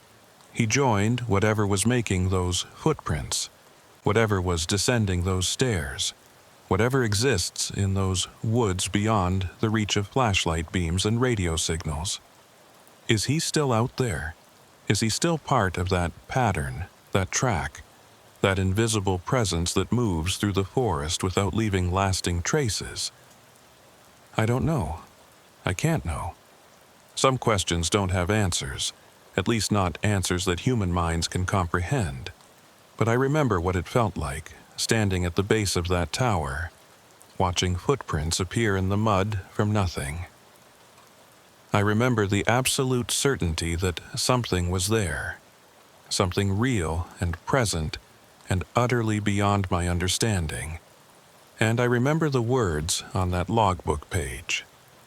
The warning that came too late for Dennis, but maybe not too late for whoever reads this story. Don't erase the track, because the track might be all that's left. And once it's gone, once the evidence has been erased, there's nothing to prove that any of it ever happened. Nothing except the memory of two rangers who saw something impossible and ran from it and have spent every day since trying to forget. Some days, I almost succeed. I've gone back to the forest since then. Not to Tower 7, I can't bring myself to climb those stairs again, but to other parts of Konaku, other trails and fire roads and remote corners where the trees grow thick and the silence presses in. I don't know what I'm looking for. Maybe I'm just trying to convince myself that it was a normal forest, that what happened at Tower 7 was an anomaly, an exception, a glitch in the fabric of reality that has since corrected itself. Most of the time, the forest seems normal. The birds sing. The squirrels chatter. The undergrowth rustles with the movement of small animals. All the sounds and sights and smells that should be there, doing their part to maintain the illusion of an ordered, comprehensible world. But sometimes, in certain places, at certain times, I feel something else. A presence. A pattern. Something moving through the trees just beyond the range of sight, just outside the reach of hearing. Something that leaves no tracks, no traces, no evidence of its passage. Something that exists in the spaces between moments, in the gaps between perceptions, in the blind spots that we never notice because our minds fill them in with assumptions. I think it's always been there. I think it's been part of the forest for longer than humans have been walking its trails. We just don't see it because we're not looking. We don't hear it because we've forgotten how to listen. We walk right past it every day, never knowing, never suspecting, until someone stops, until someone pays attention, until someone writes in a logbook, "Don't erase the track." Then the pattern shifts. Then the presence makes itself known. Then things happen that can't be explained, that can't be documented, that can't be remembered properly because memory itself becomes unreliable. Dennis Kowalski saw something. He tried to record it, to preserve it, to leave a message for whoever came after him. But the forest erased his words. The forest erased his footprints. The forest erased him in the end, absorbed him into whatever it is that moves through those trees in the dark. "Now I'm part of it," he wrote. Maybe that's not as terrible as it sounds. Maybe becoming part of that pattern, that track, that invisible presence is just another form of existence. A transformation rather than an ending. A joining rather than a disappearing. Or maybe it's exactly as terrible as it sounds. Maybe Dennis Kowalski is still aware, still conscious, still trapped in something that has no mouth to scream and no hand to write, and no way to communicate with the world he left behind. I don't know. I'll never know. All I know is what I saw that night. Footprints appearing from nothing, stairs creaking under invisible weight, words appearing in a logbook and then vanishing again, erased by a force that doesn't want to be understood. The track is all that's left, and I didn't erase it. I couldn't. It erased itself, taking with it any proof that I'm not just a retired ranger with a story that sounds like a campfire tale, a nightmare dressed up as a report. But I know what I saw. Wade knows what he saw. And somewhere out there, in the deep woods of the Conacook National Forest, something is still moving, still making footprints that appear and disappear, still climbing and descending stairs that creak under its invisible weight, still waiting for the next person to stop, to pay attention, to write in a logbook. Don't erase the track, because once you see it, once you acknowledge it, you become part of the pattern too. Part of the track that winds through the forest, connecting all the lost souls who stopped too long, who looked too close, who tried to understand something that exists beyond understanding. That's my warning. Take it for what it's worth. And if you ever find yourself at the base of an old fire tower, staring at a single footprint in the mud, a footprint that shouldn't be there, that couldn't be there, walk away. Don't look back. And whatever you do, don't try to follow.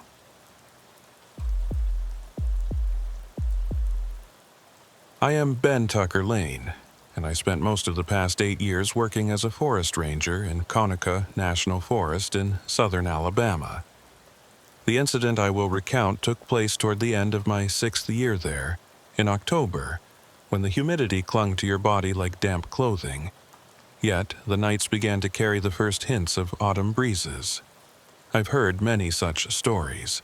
Park rangers share moments that make them question what they know about the forest, things they can't explain.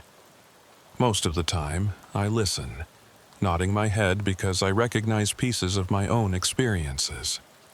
The loneliness, the way sounds behave differently there, the feeling of being watched by something you can never quite pinpoint. But this story is different. At least it feels different to me.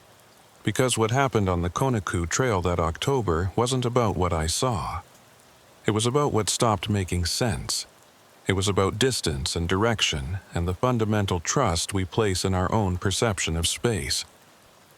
It was about walking forward and ending up behind, about collecting evidence that refused to stay collected, about time folding in on itself like wet paper until I couldn't tell the difference between memory and prophecy. I need you to understand something before I begin.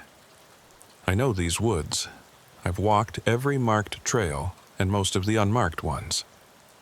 I've tracked poachers through the longleaf pines at 3 in the morning, followed blood trails through palmetto thickets, sat in observation blinds for 12 hours, waiting for illegal hunters to reveal themselves.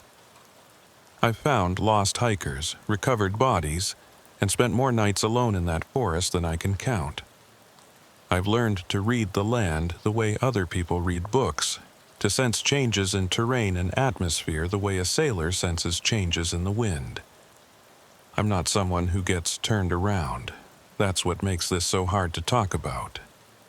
The Conacook National Forest covers roughly 84,000 acres of southern Alabama, stretching from the Florida border up toward Montgomery in a patchwork of longleaf pine savannas, cypress swamps, and hardwood bottomlands. It's not a famous park. You won't find it on postcards or in travel magazines. Most people outside Alabama have never heard of it, and even locals tend to pass it by on their way to the beaches of the Gulf Coast. But for those who know it, Conacook is special. It's one of the last remaining examples of the longleaf pine ecosystem that once covered 90 million acres of the American South. The trees here are tall and straight, their bark armored in thick plates, their canopies open to let sunlight reach the wiregrass below. In the spring, the forest floor explodes with wildflowers. In the fall, the pitcher plants bloom purple and strange in the boggy lowlands. It's a quiet place, a patient place, and I loved it in the way you love something that asks nothing of you but your presence. I was sitting in my truck at the Blue Spring Recreation Area on a Monday morning when the call came in. Missing hiker, solo backpacker who'd failed to return from a 2-night trip. Standard stuff, the kind of thing we dealt with maybe half a dozen times a season. Most of the time it ended with a sheepish middle-aged man explaining how he'd lost track of the days, or a sprained ankle that had slowed someone's pace, or an unexpected case of stomach trouble that had kept someone close to their campsite longer than planned. The hiker's name was David Moreau. 43 years old, from Mobile, worked in insurance or accounting or something equally forgettable. He'd checked in at the visitor center on Thursday morning, told the volunteer at the desk he was planning to hike the Eastern Loop, camp at 2 designated backcountry sites, and return Saturday afternoon. Standard trip, well within his stated experience level. When he hadn't appeared by Sunday morning, the volunteer on duty called it in. We tried his cell phone, but it went straight to voicemail. His emergency contact, a sister in Pensacola, said she hadn't heard from him since Wednesday night. His car, a silver Honda Accord with a Life is Good bumper sticker, sat alone in the parking lot coated in a fine layer of yellow pine pollen. By Monday morning, with still no sign of Moreau, we initiated a formal search. The team was small. That's the reality of working in an underfunded park during an era of endless budget cuts. Our full-time ranger staff had been reduced to a skeleton crew, and most of them were spread across the forest's vast acreage, handling their own responsibilities. For this search, I had myself, a junior ranger named Pete Holloway, who'd been with us less than a year, and a volunteer from the county search and rescue team. Her name was Elise Jameson. I remember the first time I saw her that morning, standing by the trailhead with her pack already on, studying the map board with the kind of focused attention that suggested she was actually absorbing the information rather than just looking at it. She was young, mid-20s maybe, with dark hair pulled back in a practical ponytail, and the kind of calm, centered expression that immediately put me at ease. Most volunteers show up nervous, chatty, eager to prove themselves. They pepper you with questions, second-guess their own decisions, look to you for constant validation. It's exhausting, and it slows everything down. Elise just seemed ready, like she'd already done the mental preparation, already worked through whatever anxieties she might have had, and was now simply waiting to begin. She'd been through the county's SAR training program and had participated in a few searches before, I learned. But nothing like this. Nothing in terrain this dense, this disorienting. The Eastern Loop wound through some of the most remote sections of the forest, places where the trail markers grew sparse and the undergrowth pressed in from all sides. It was easy to get turned around out there, even if you knew what you were doing. I made a mental note to keep her close. We divided the search area into grids and assigned sectors. Pete would take the northern section near Blue Spring Creek, where Moreau might have wandered if he'd gotten confused about directions. Elise and I would cover the Eastern Loop itself, following the route Moreau had planned to hike, looking for any sign of his passage. We synchronized our radios, confirmed our GPS waypoints, and agreed to check in every 30 minutes. Standard protocol, the kind of careful procedure that works 99 times out of 100. The morning was gray and still. Low clouds sat heavy on the treetops, threatening rain that never quite arrived.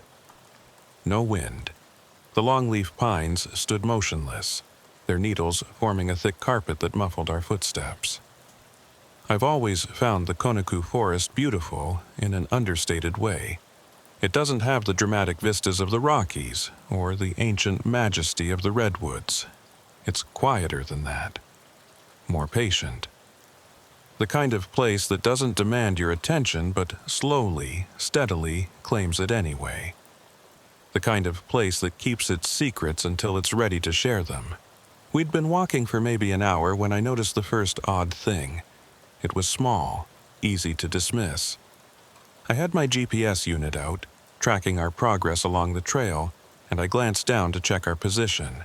According to the device, we'd covered about 2.5 miles from the trailhead. That felt right. That matched the rhythm of our pace and the landmarks I'd been noting along the way. A distinctive bend in the trail, a fallen pine with shelf fungus climbing its trunk, a low, boggy section where we'd had to step carefully across exposed roots. But when I looked again 10 minutes later, the GPS showed we'd only traveled 2.25 miles. I stopped walking, checked the display, tapped it with my finger like that might reset whatever glitch was causing the discrepancy. The number stayed the same. 2.25 miles, a 1/4 mile less than it had shown before. Elise noticed me standing there and doubled back. She didn't ask what was wrong right away, just stood beside me, waiting, reading my body language the way a good search partner learns to do. I told her the GPS was acting up. Probably just a satellite issue, I said. The tree canopy could interfere with the signal sometimes. It happened. Nothing to worry about. She nodded, accepting the explanation. Why wouldn't she? It made sense. It was the reasonable thing to believe. We kept walking. The trail wound through a section of forest where the pines grew especially thick, their trunks rising like columns in some vast natural cathedral. The understory was sparse here, just wiregrass and the occasional palmetto, which meant good visibility in most directions. If Moreau had wandered off the trail, we should have been able to spot signs of his passage. Broken branches, disturbed ground, scuffed pine straw. Something, but there was nothing. The forest looked untouched, undisturbed in a way that felt almost deliberate, like a room that had been carefully cleaned before our arrival. I called out Moreau's name. My voice fell flat against the trees, absorbed by the thick carpet of needles, and no answer came back. Just silence, just the soft crunch of our footsteps, and the distant cry of a crow somewhere to the south. I checked the GPS again, 2 miles from the trailhead. The cold feeling started in my stomach and spread slowly upward. That couldn't be right. We'd been walking for nearly 2 hours at that point. Even at a slow search pace, accounting for stops and careful observation, we should have covered at least 3 miles, probably closer to 4. I didn't say anything to Elise, not yet. I just marked our location mentally, noted the landmarks around us, and kept moving. The radio crackled. Pete checking in from the northern sector. His voice was clear, professional, under-concerned. Nothing to report, no sign of the missing hiker. The creek banks were clear. The old campsite at Mossy Pond was empty. He was continuing his sweep and would check back in 30. I responded in kind, keeping my voice level, not mentioning the GPS anomaly. What would I even say? Hey, Pete, I think our equipment is broken, and also possibly the fundamental nature of distance itself. He'd think I was joking, or losing my mind, or both. We stopped for water near a fallen pine that I recognized from previous hikes. I'd passed this tree dozens of times over the years. It had been struck by lightning maybe 5 or 6 seasons back. Split right down the middle, the wood inside still charred and blackened. Now it lay across a small ravine like a natural bridge, its exposed root system clawing at the air on one side, its crown slowly rotting into the earth on the other. I used to call it the gateway in my head, because passing it always felt like crossing a threshold, moving from the accessible parts of the forest into something deeper, wilder, less touched by human traffic. On the other side of the gateway, the trail grew narrower, the undergrowth thicker, the sense of isolation more complete. I knew exactly how far the gateway was from the trailhead. 4.7 miles. I'd clocked it multiple times on training runs, on patrol hikes, on idle afternoons when I had nothing better to do than measure the forest in footsteps. I looked at my GPS. 1.8 miles. That wasn't possible. That wasn't a glitch or a satellite error or interference from the canopy. That was something else entirely. That was wrong in a way I couldn't rationalize, couldn't explain away, couldn't pretend not to notice. Elise was sitting on the fallen trunk, drinking from her water bottle, and I watched her for a moment without speaking. She looked tired but not concerned. Her eyes moved across the surrounding forest with the casual awareness of someone who's spent time outdoors but doesn't yet know how strange the outdoors can become. Why would she be concerned? She didn't know the trail. She didn't know how far we'd actually walked. To her, everything probably seemed normal. I considered telling her, opening my mouth and explaining that according to every sense I possessed, every landmark I recognized, every ache in my legs and measure of sweat on my skin, we had walked nearly 5 miles through this forest. And yet my GPS, the device designed specifically to track such things, insisted we'd barely covered 2. But I didn't tell her, because saying it out loud would make it real, and I wasn't ready for it to be real. I told myself the GPS was malfunctioning. Told myself I'd get it checked when we got back to the station. Told myself to focus on the search, on Moreau, on the job I was there to do. We finished our water and kept moving. That's when I found the first item. It was a water bottle, bright blue with a black cap, lying in the middle of the trail about 30 yards ahead. Not discarded carelessly in the brush, not kicked aside by a passing hiker, not dropped and forgotten. Placed, positioned, centered on the packed earth like someone had set it down deliberately, with care, with intention. I approached it slowly, that cold feeling in my stomach spreading up into my chest. I photographed it before touching it, documenting its position the way I'd been trained, then picked it up and examined it. The brand was generic, the kind you'd buy at any sporting goods store for $6 or $7. It was about half full, the water inside slightly cloudy like it had been sitting for a while. No identifying marks or labels. Elise came up beside me. She'd seen me photograph it and understood the protocol. Evidence of the missing hiker, she said. Her voice was calm, professional. That's a good sign, right? It means he came this way. I nodded, but something about the placement bothered me. Hikers drop things accidentally all the time. They fall out of pockets, slip out of side pouches, get left behind at rest stops. But they don't usually end up standing upright in the dead center of the trail. They don't usually look like they've been arranged. I bagged the bottle, and we continued. A quarter mile later, we found a sock. Again, it was lying in the middle of the trail. A single wool hiking sock, gray with a red stripe at the top, arranged almost neatly against the packed earth. No sign of its partner. No indication of how it had gotten there or why anyone would remove a single sock while hiking through the forest. A sock, Elise said. Her voice had changed slightly. Still calm, but with an undercurrent of something I couldn't quite identify. Confusion, maybe? Or the beginning of unease. Who loses one sock? I didn't answer. I photographed it, bagged it, and checked the GPS. The display read 1.6 miles from the trailhead. We had just walked backward. I stared at the screen, tapped it again. Cycled through the menu options, looking for some setting I might have accidentally changed, some explanation that would make the numbers make sense. The number didn't change. According to this device, we were now closer to where we'd started than we'd been an hour ago, despite walking continuously in one direction, despite never once turning around, despite every physical sensation in my body telling me we'd been moving forward. I looked up at the trees, at the trail ahead and behind, at the gray sky visible through gaps in the canopy.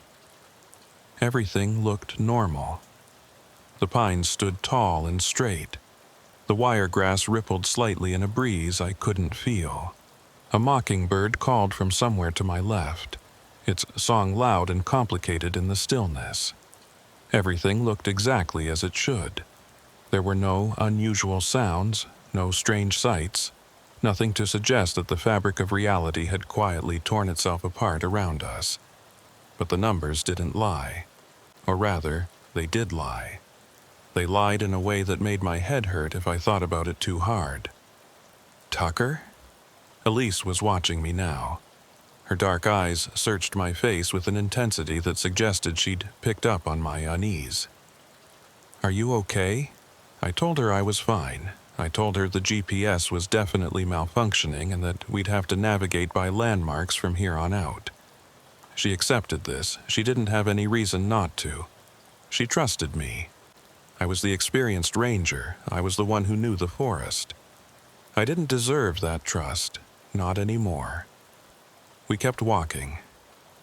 Over the next hour, we found more items. A granola bar wrapper, neatly folded and placed on a flat rock at the edge of the trail. An empty Ziploc bag that had once contained trail mix, positioned upright against the base of a pine. A single hiking glove, right-handed, laid out as if waiting for someone to pick it up.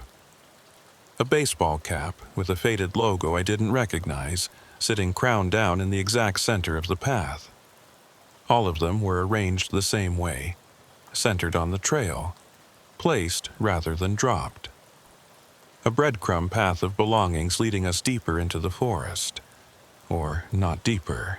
I had no idea anymore how deep we were. The GPS had become useless, cycling between distances that made no logical sense. 1.3 miles, 2.7 miles, 0.8 miles, 4.1 miles. The numbers jumped and stuttered like a broken odometer, like a machine that had forgotten how to measure, like distance itself had become a fluid thing subject to rules I didn't understand. I stopped checking it. I couldn't stand looking at it anymore. The forest had changed around us. I hadn't noticed it happening, but at some point the longleaf pines had given way to a denser growth of loblolly and sweet gum.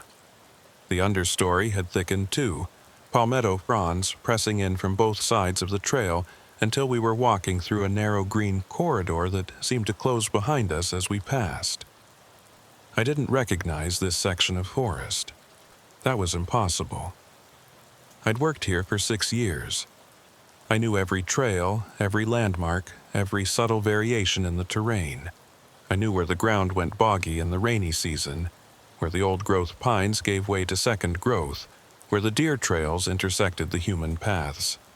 I knew this forest the way I knew the layout of my own home. But nothing around me looked familiar. It was as if we'd crossed into some other forest entirely, one that shared the same trees and the same gray sky but followed different rules. Elise had noticed the change too. She'd grown quieter over the last hour, her eyes scanning the surroundings with an alertness that hadn't been there before. Her shoulders had tightened. Her steps had grown more careful. She didn't say anything about it, but she knew something was wrong.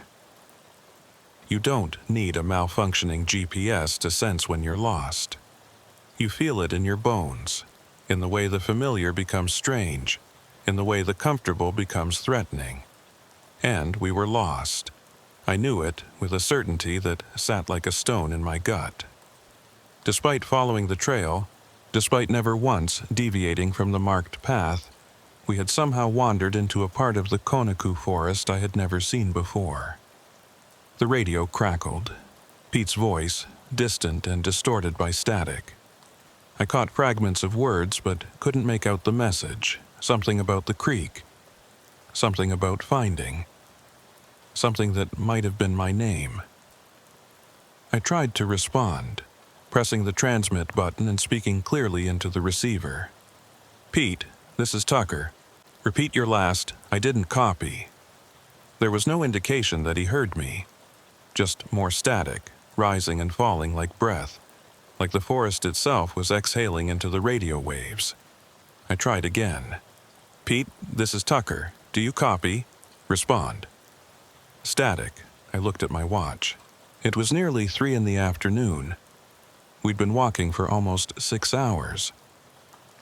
By my estimation, based on the landmarks I'd recognized before they stopped being recognizable, we should have been approaching the eastern boundary of the park, maybe even crossing into private land. But there was no sign of the boundary markers, no indication that we were anywhere near the edge of the forest. Just more trees, more trail, more of the endless green corridor that seemed to have no beginning and no end. "We should head back," Elise said. Her voice was steady but tight, controlled in a way that suggested she was working to keep it that way. "We've been out here long enough and we're not finding anything useful. We can pick up the search tomorrow with more people." She was right. Standard protocol for a search like this was to avoid overextending, to pace ourselves and preserve our energy for the days ahead. Moreau had already been missing for 4 days. Another night wasn't going to make a significant difference in the outcome. And if we pushed too hard, if we exhausted ourselves or got injured, we'd become part of the problem instead of part of the solution. I agreed. We would turn around, follow the trail back to the trailhead, and regroup in the morning. We turned around. The problem became apparent almost immediately. The trail behind us looked different. That's the only way I can describe it. The same path we'd just walked, the same packed earth and pine straw and overhanging branches, but arranged differently somehow. Like someone had shuffled the elements around while our backs were turned. Like the forest had been disassembled and reassembled in a slightly wrong order. Elise noticed it too.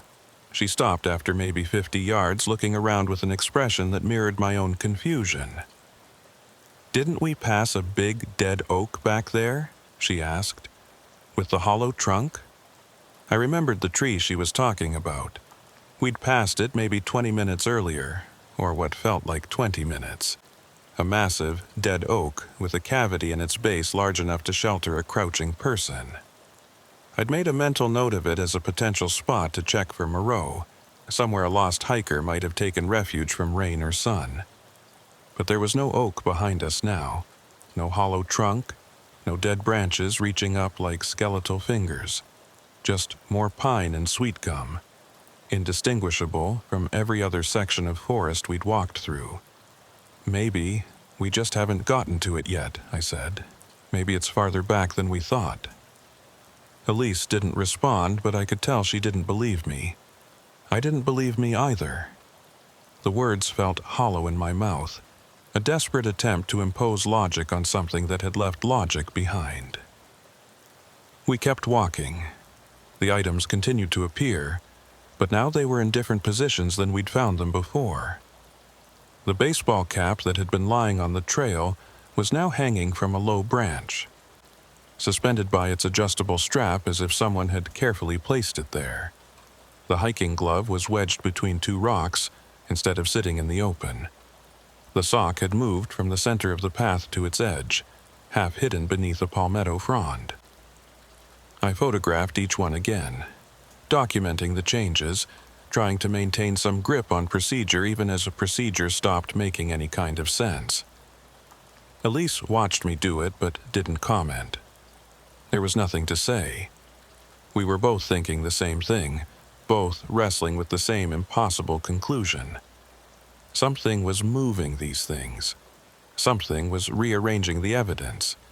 Something was watching us and responding to our presence in ways we couldn't understand. The radio stayed silent. I tried Pete 3 more times and got only static in response. Either something was wrong with the equipment, or we had moved so far outside our normal range that the signal couldn't reach us.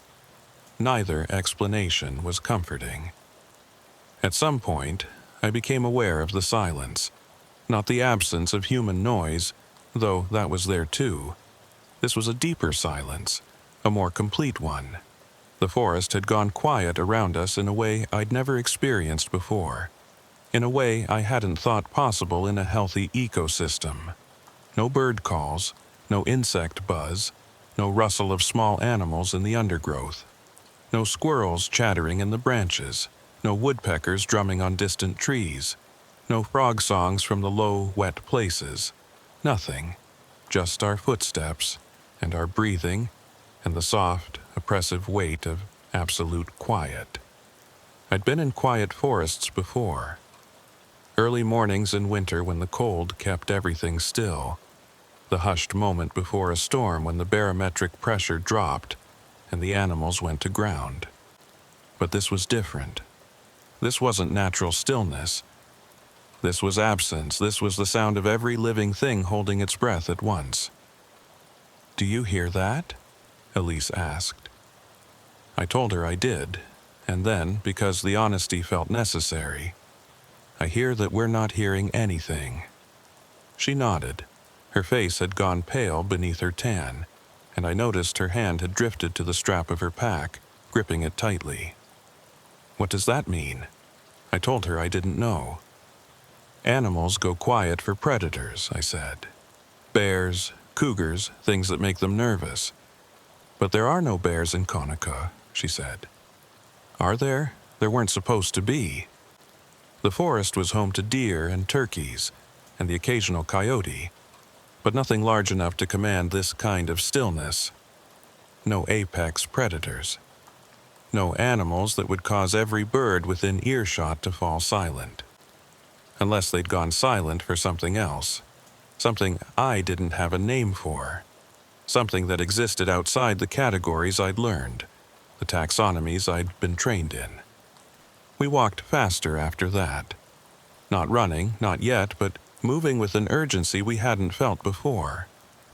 The trail seemed to stretch ahead of us without end, each bend revealing another identical stretch of forest, each rise followed by another gentle descent. The landmarks I should have recognized never appeared. The trailhead stayed impossibly, unreachably distant. And then I saw the water bottle. It was sitting in the middle of the trail, upright and centered, exactly as it had been when I'd found it hours earlier. The same bright blue plastic, the same black cap, the same half-full slosh of liquid when I picked it up and turned it in my hands. But that was impossible. I'd collected this bottle. I'd bagged it as evidence. It was in my pack right now, sealed in a plastic evidence bag with my initials and the time of collection written on the label. I set my pack down and opened it. Dug through the contents until I found the evidence bag. Held it up so Elise could see. The bag was empty, not torn open or tampered with, not unzipped or damaged in any way, just empty, as if the bottle I'd collected had simply ceased to exist inside it, as if it had never been there at all. I looked at the bottle in my other hand, then at the empty bag, then at Elise, whose expression had shifted from confusion to something closer to fear. "Tucker," she said. Her voice was barely above a whisper. "What the hell is going on?" I wish I had an answer. I wish I could give you some rational explanation for what happened next, some logical framework that makes sense of the senseless. But I can't. All I can do is tell you what I experienced and let you decide what to make of it. I put the bottle back in the evidence bag, sealed it shut, watched through the plastic as it sat there, solid and real and undeniably present, felt its weight in my hand. We kept walking. 10 minutes later, I found the sock again. Same gray wool, same red stripe, same centered position on the trail. I didn't even check the evidence bag this time. I knew what I would find. The bag would be empty. The sock would have returned to its original position.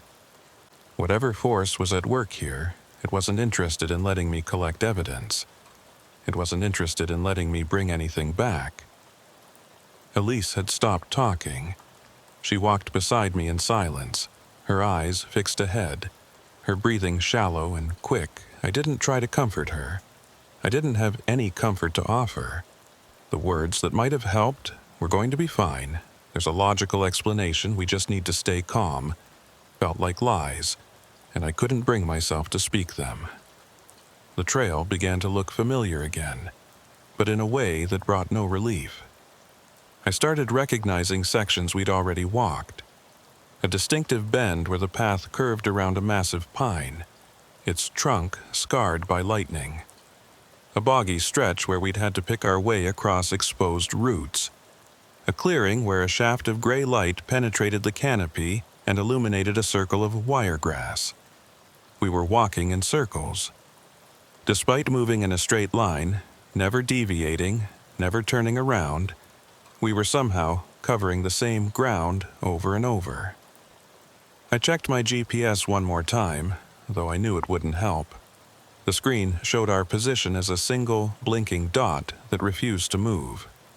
No trail of breadcrumbs marking where we'd been, no indication of which direction led home, just that one fixed point, pulsing steadily, going nowhere. I looked at my watch. It was after 5 o'clock. We'd been walking for nearly 8 hours. The light was starting to fade, the gray sky dimming toward a darker gray that would soon become night. "We should stop," I said. "Make camp.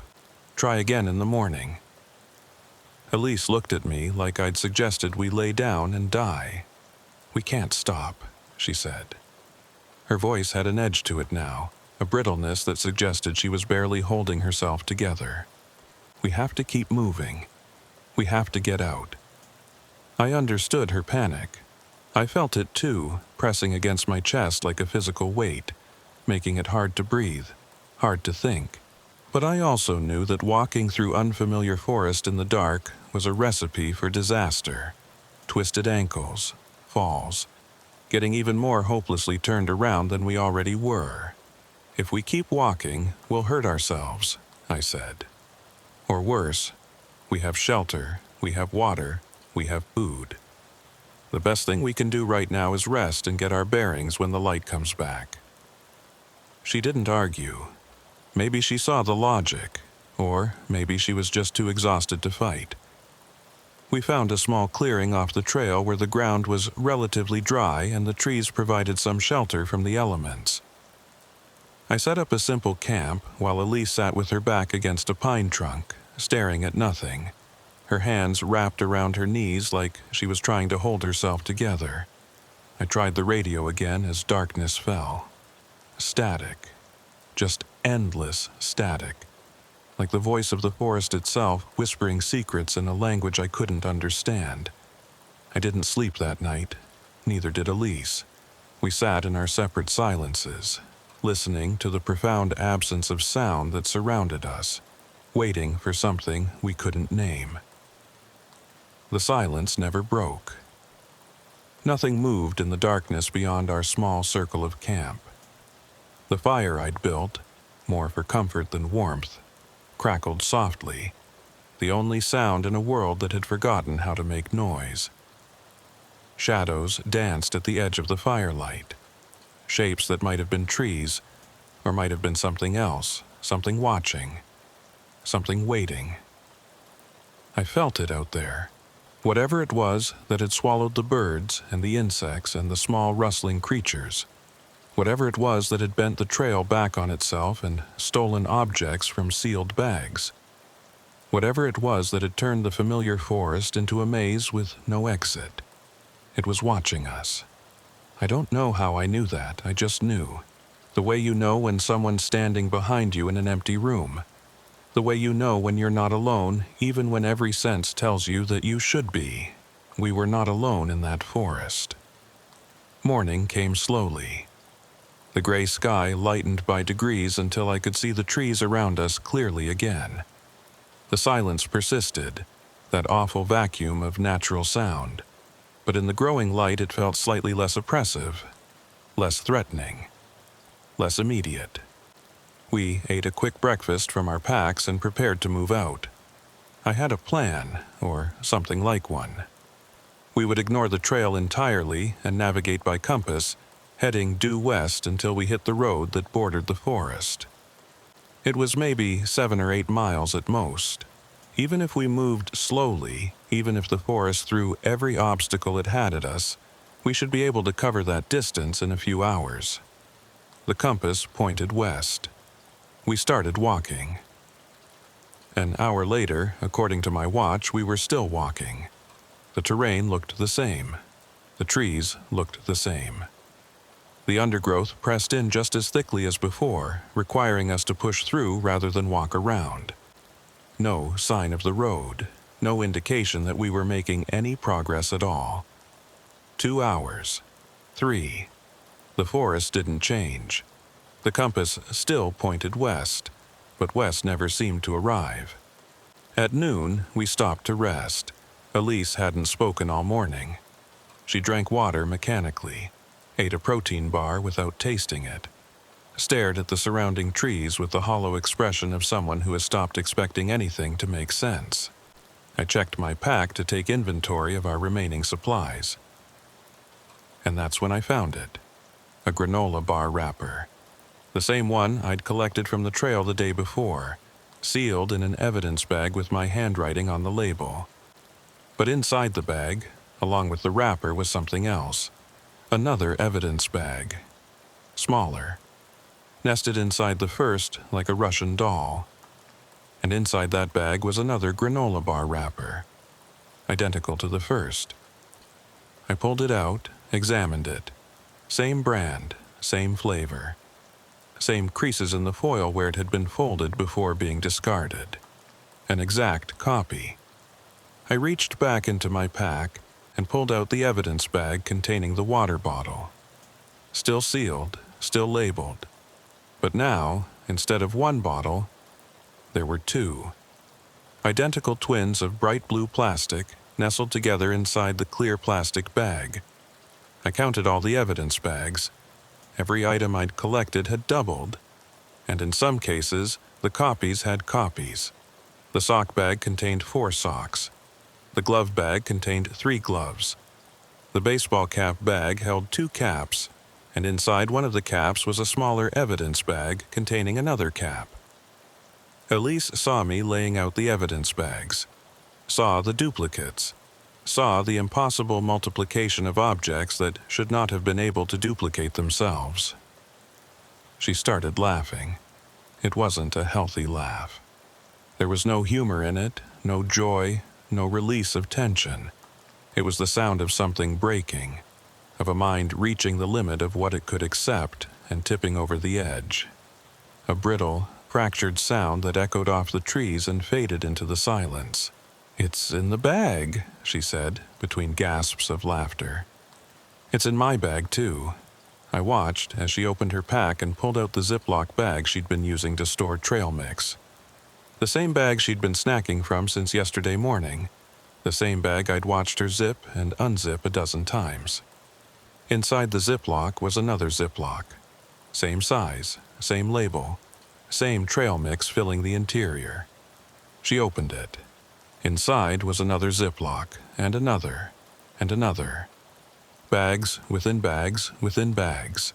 An infinite regression of identical containers, each one holding the same handful of nuts and dried fruit. The laughter died in her throat. She let the bags fall from her hands and pressed her palms against her eyes, shaking silently. I wanted to comfort her, but I didn't know how. I didn't understand what was happening any more than she did. All I knew was that we had to keep moving.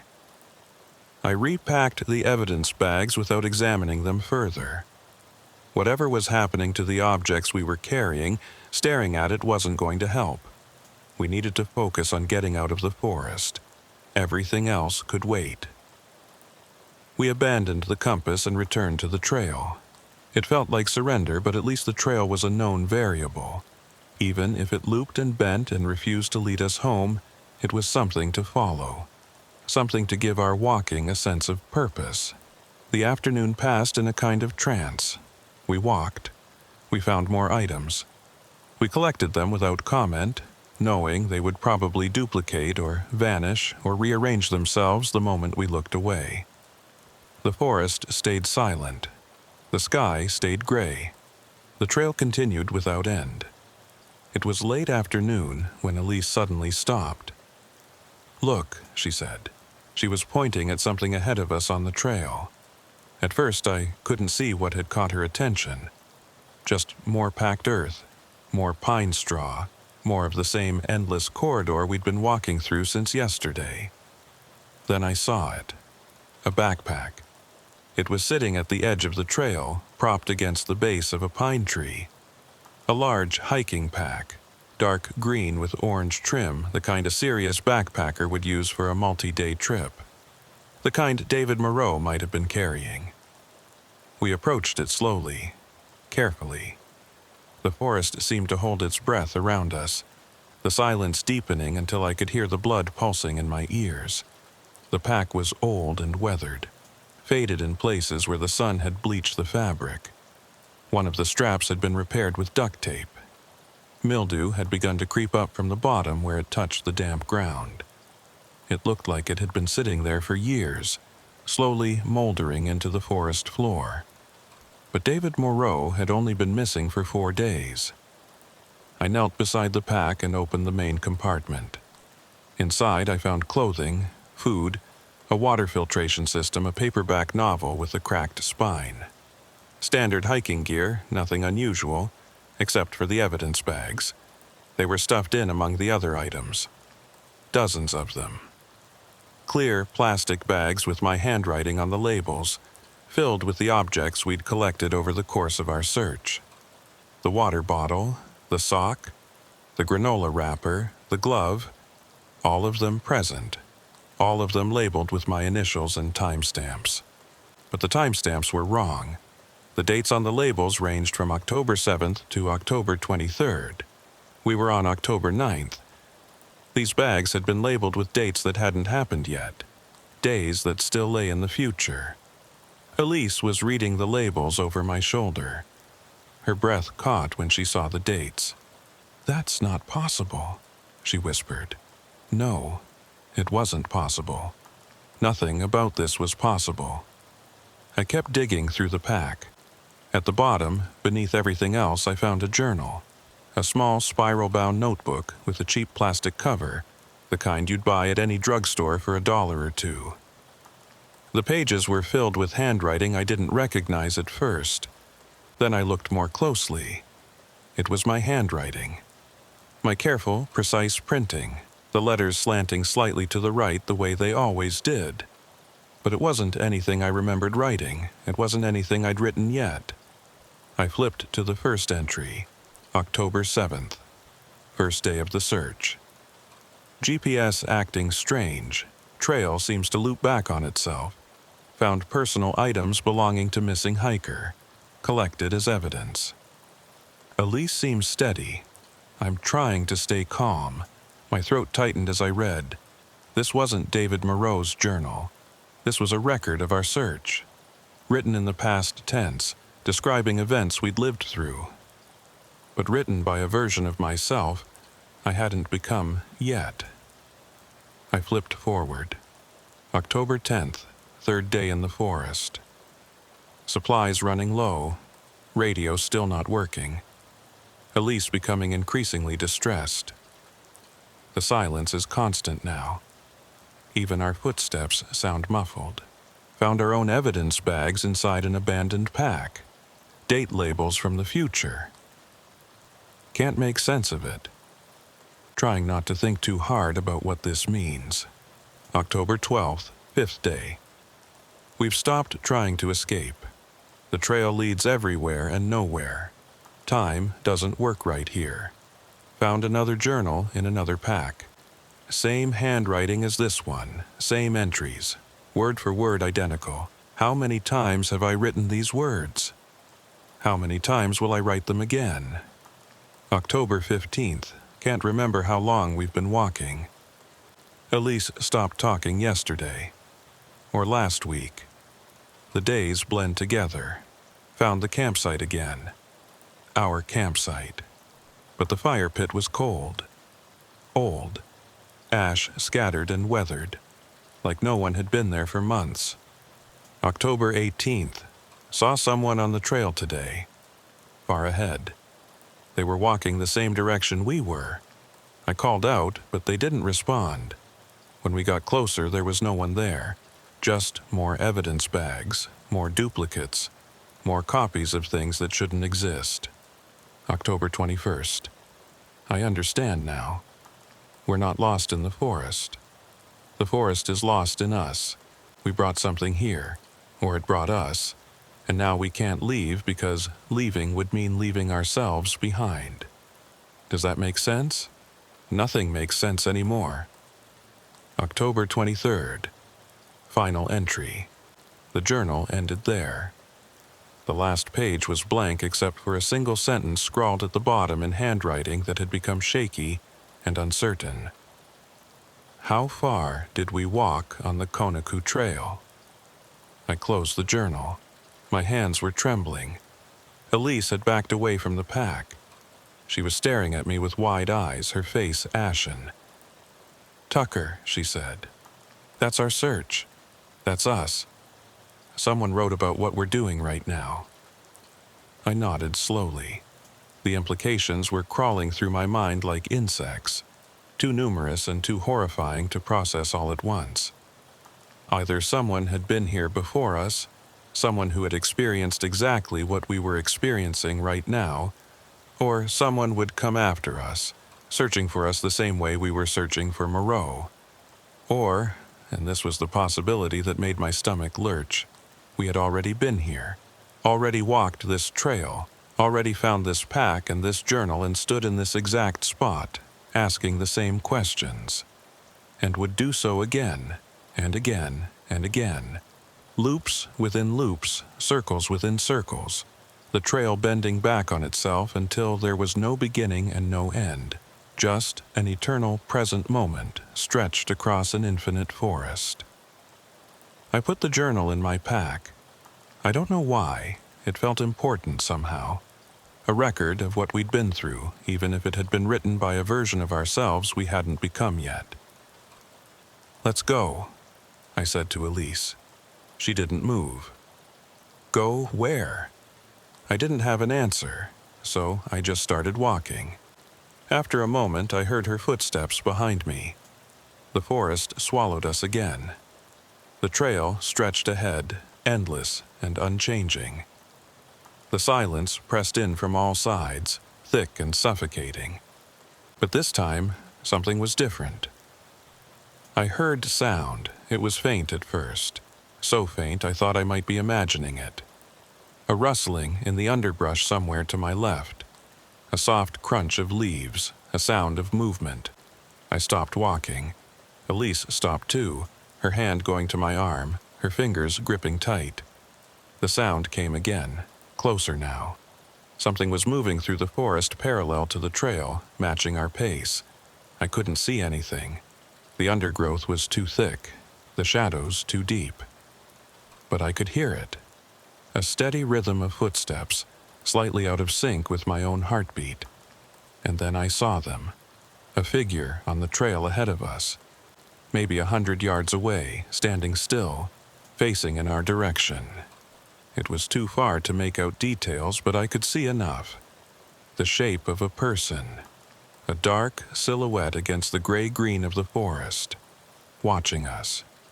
"Moreau?" I called out. "David Moreau?" No response. The figure didn't move. I started walking toward it. Slowly at first, then faster. Elise followed, though I could hear her ragged breathing behind me. 70 yards, 50, 30. The figure remained motionless. I could make out more detail now. A person wearing hiking clothes, a pack on their back, shoulders hunched slightly forward. The posture of someone who has been walking for a very long time. 20 yards. I could see the face now, or where the face should have been. There was nothing there, no features, no eyes or nose or mouth. Just smooth blank skin stretched across the front of a human skull. A face that had been erased. A person that had been emptied. I stopped walking. Every muscle in my body screamed at me to run, but I couldn't move. I could only stare at that impossible emptiness, that absence where a person should have been. 10 yards. The figure turned away, started walking, moving down the trail in the same direction we'd been heading, that same unhurried pace, that same posture of endless exhaustion. "Wait," I shouted. "Stop!" It didn't stop. It kept walking, putting distance between us with every step.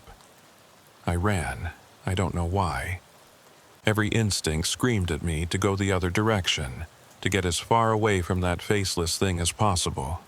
But I ran toward it instead, some desperate need to understand driving my legs forward. I couldn't catch up. No matter how fast I ran, the figure stayed the same distance ahead. 20 yards, always 20 yards, walking at a steady pace while I sprinted until my lungs burned. And then it stepped off the trail and vanished into the forest. I crashed to a stop, gasping for breath. Elise caught up a moment later, her face flushed and terrified. "What was that?" she demanded. "Tucker, what the hell was that?" I didn't know. I couldn't explain it. I just stood there staring at the place where the figure had disappeared, trying to make sense of something that refused to be sensible. The sound of movement had stopped. The forest had returned to its oppressive silence. But something else had changed. I looked down at the trail and saw a piece of paper lying on the ground. A page torn from a spiral-bound notebook. I picked it up. The handwriting was shaky, uncertain, but unmistakably my own. "Don't follow it." That's how the loop starts. Stay on the trail, wait for morning. The search party will find you on day 7. Just stay on the trail. I read the note 3 times. Then I showed it to Elise. She read it in silence. When she looked up at me, there were tears in her eyes. "What do we do?" she asked. I folded the note and put it in my pocket. "We stay on the trail," I said. "We wait for morning. And we hope that whatever I knew when I wrote this, it's enough to get us home." We made camp that night in the same clearing we'd used before. Or maybe a different one that just looked identical. I'd given up trying to determine which parts of this forest were real and which were repetitions. I found more notes as the evening darkened, scraps of paper scattered around the campsite like fallen leaves, all of them in my handwriting, all of them containing fragments of information that didn't quite add up. The GPS lies. Trust your body. Food will last longer than you think. She doesn't remember the first 3 times. The faceless one isn't dangerous. It's a symptom, not a cause. There is a way out. It involves letting go. I collected the notes and tried to arrange them in an order that made sense, but they resisted interpretation. They were pieces of a puzzle without edges, a story without a beginning or end. Elise slept that night. I was surprised by that. I'd expected her to stay awake again, too frightened to close her eyes. But exhaustion eventually wins every battle, and sometime around midnight I heard her breathing slow and deepen into the rhythm of genuine sleep. I stayed awake, watching, listening. The silence persisted. No wind, no animals, no distant rumble of traffic from the roads that should have been within earshot. Just the absolute quiet of a world that had stopped making sounds. And then, in the smallest hours of the night, I heard something. A voice. It was faint. So faint, I had to hold my breath to hear it. Coming from somewhere in the forest. Somewhere beyond the edge of our small camp. It was saying my name. Tucker. Tucker Lane. I stood up slowly. The voice was coming from the south, I thought. Or maybe the east. Direction had lost all meaning here. Tucker. Can you hear me? Tucker, respond if you can hear me. It sounded like a radio transmission, tinny and distant, broken by static. A search party. Someone looking for us. I grabbed my radio and pressed the transmit button. "This is Tucker Lane," I said. "Ranger Tucker Lane. Do you copy? What's your position?"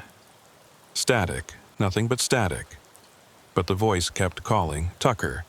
Tucker Lane, please respond. We're looking for you. We need your location." I followed the sound. I didn't think about it. I just started walking, leaving the camp, leaving Elise sleeping by the dead fire. The voice was a lifeline, a thread connecting me to the world I'd left behind. I had to find it. The forest closed around me. The darkness was absolute. No moon or stars visible through the canopy overhead. I could barely see my own feet as I walked, but I kept going, guided by the voice that kept calling my name. "Tucker, we've found evidence of your campsite. We know you're out here. Just stay where you are. We're coming." The voice was getting clearer, closer. I could almost make out the individual words now, the cadence and rhythm of the speaker. And then I stepped into a clearing and saw the radio. It was lying on the ground in the center of the clearing. An old handheld radio, the same model we used at the station. Its speaker was crackling with the voice I'd been following. "Tucker Lane, this is the search party. Please respond." I picked it up, pressed the transmit button. "I'm here," I said. "I'm right here. Can you hear me?" The voice stopped. For a long moment, there was only static. And then, slowly, the static shaped itself into words. "We found you." The radio went dead. I stood in the darkness, holding the silent device, trying to understand what had just happened. The search party had found me. That's what the voice said. But I was alone in a clearing in the middle of a forest that refused to end. There was no search party.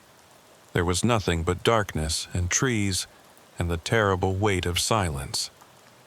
And then I understood the notes, the journal, the evidence bags with future dates, the figure on the trail with no face. They weren't warnings, they were memories. I'd been here before, not once, not twice. I had walked this trail so many times that the forest had absorbed me, had incorporated me into its endless loop. The figure with no face was what I would become, what I had already become. The voice on the radio was my own voice, calling across time to a version of myself that didn't yet know he was trapped. How far did we walk on the Conacu Trail? The question from the journal echoed in my mind, but now I understood what it was really asking. Not how many miles, not how many hours, how many times. I sank to my knees in the clearing. The radio fell from my hands. I wanted to scream, to rage against the impossible prison that had closed around me. But what good would it do? The forest wouldn't hear. The forest didn't care. And then, in the darkness, I heard footsteps, not from the direction of camp, where Elise was sleeping. From ahead of me, coming closer. A figure emerged from the tree line. A person, two people. The first was Elise, but not the Elise I'd left at the camp. This one was thinner, haggard. Her eyes had a hollow, haunted quality that spoke of weeks or months rather than days in this forest. Her clothes were torn and filthy. Her hair hung in matted tangles around her face. The second was me. He looked old, decades older than I should have been. His ranger uniform was faded and torn, patched in places with pieces of other clothing. His hair had gone gray, and his face was lined with the kind of exhaustion that sleep can't cure. His eyes were the eyes of someone who had stopped hoping a long time ago. I stared at my older self. He stared back. "It's almost over," he said. His voice was rough, like he hadn't used it in a long time. "This is the last loop. You understand that now, don't you?" I didn't understand anything. I told him so. He smiled. It was a terrible smile, empty of joy, empty of warmth. "You will," he said. "That's how it works. Every time through, you understand a little more. Every time through, you let go of a little more, until finally, there's nothing left to hold on to, and then you can leave. What happens when I leave? I asked. He gestured at himself, at the Elise beside him, at the dark forest surrounding us. This ends, he said. For you, anyway. The next one starts fresh, doesn't remember any of it, gets to discover it all over again. That's not leaving, I said. That's dying. Maybe, he agreed. Or maybe it's waking up. I've never been able to tell the difference. He reached into his pack and pulled out a notebook, the same spiral-bound journal I'd found in Moreau's bag. He handed it to me. Write it down, he said. Everything you've learned. Everything you need to remember. The next version of you will find it. Maybe he'll be the one who finally breaks the cycle. Maybe there's a way out that we haven't found yet. I took the journal, opened it to a blank page. What do I write? Whatever you think matters. He turned away, the older Elise following at his side. We've done our part, now it's your turn. They walked into the forest and disappeared among the trees. I sat alone in the clearing for a long time. The sky began to lighten, that slow gray transition from night to morning that I'd witnessed so many times in this place. And then I started writing. They found us on day 7. A search party from the county, reinforced by rangers from neighboring districts. They came with dogs and helicopters and all the resources that should have been mobilized from the start. Elise and I were sitting at the trailhead when they arrived. I don't know how we got there. I don't remember walking out of the forest. One moment we were in that endless corridor of pines, and the next we were on the access road. The parking lot visible ahead of us, voices calling our names.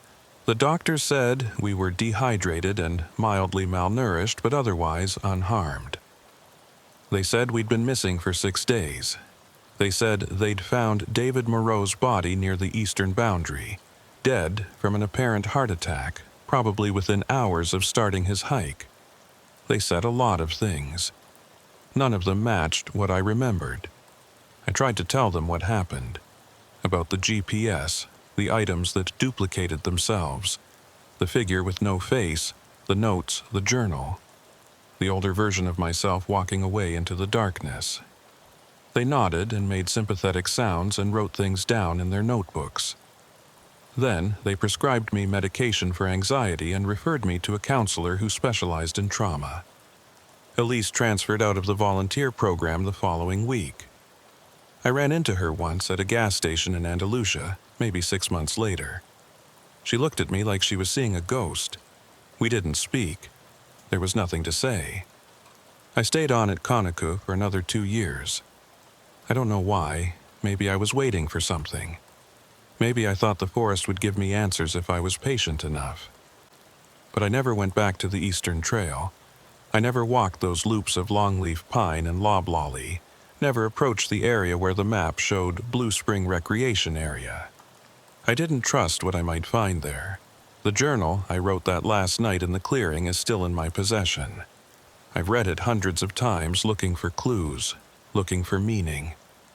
But the words I put down make less sense with each passing year.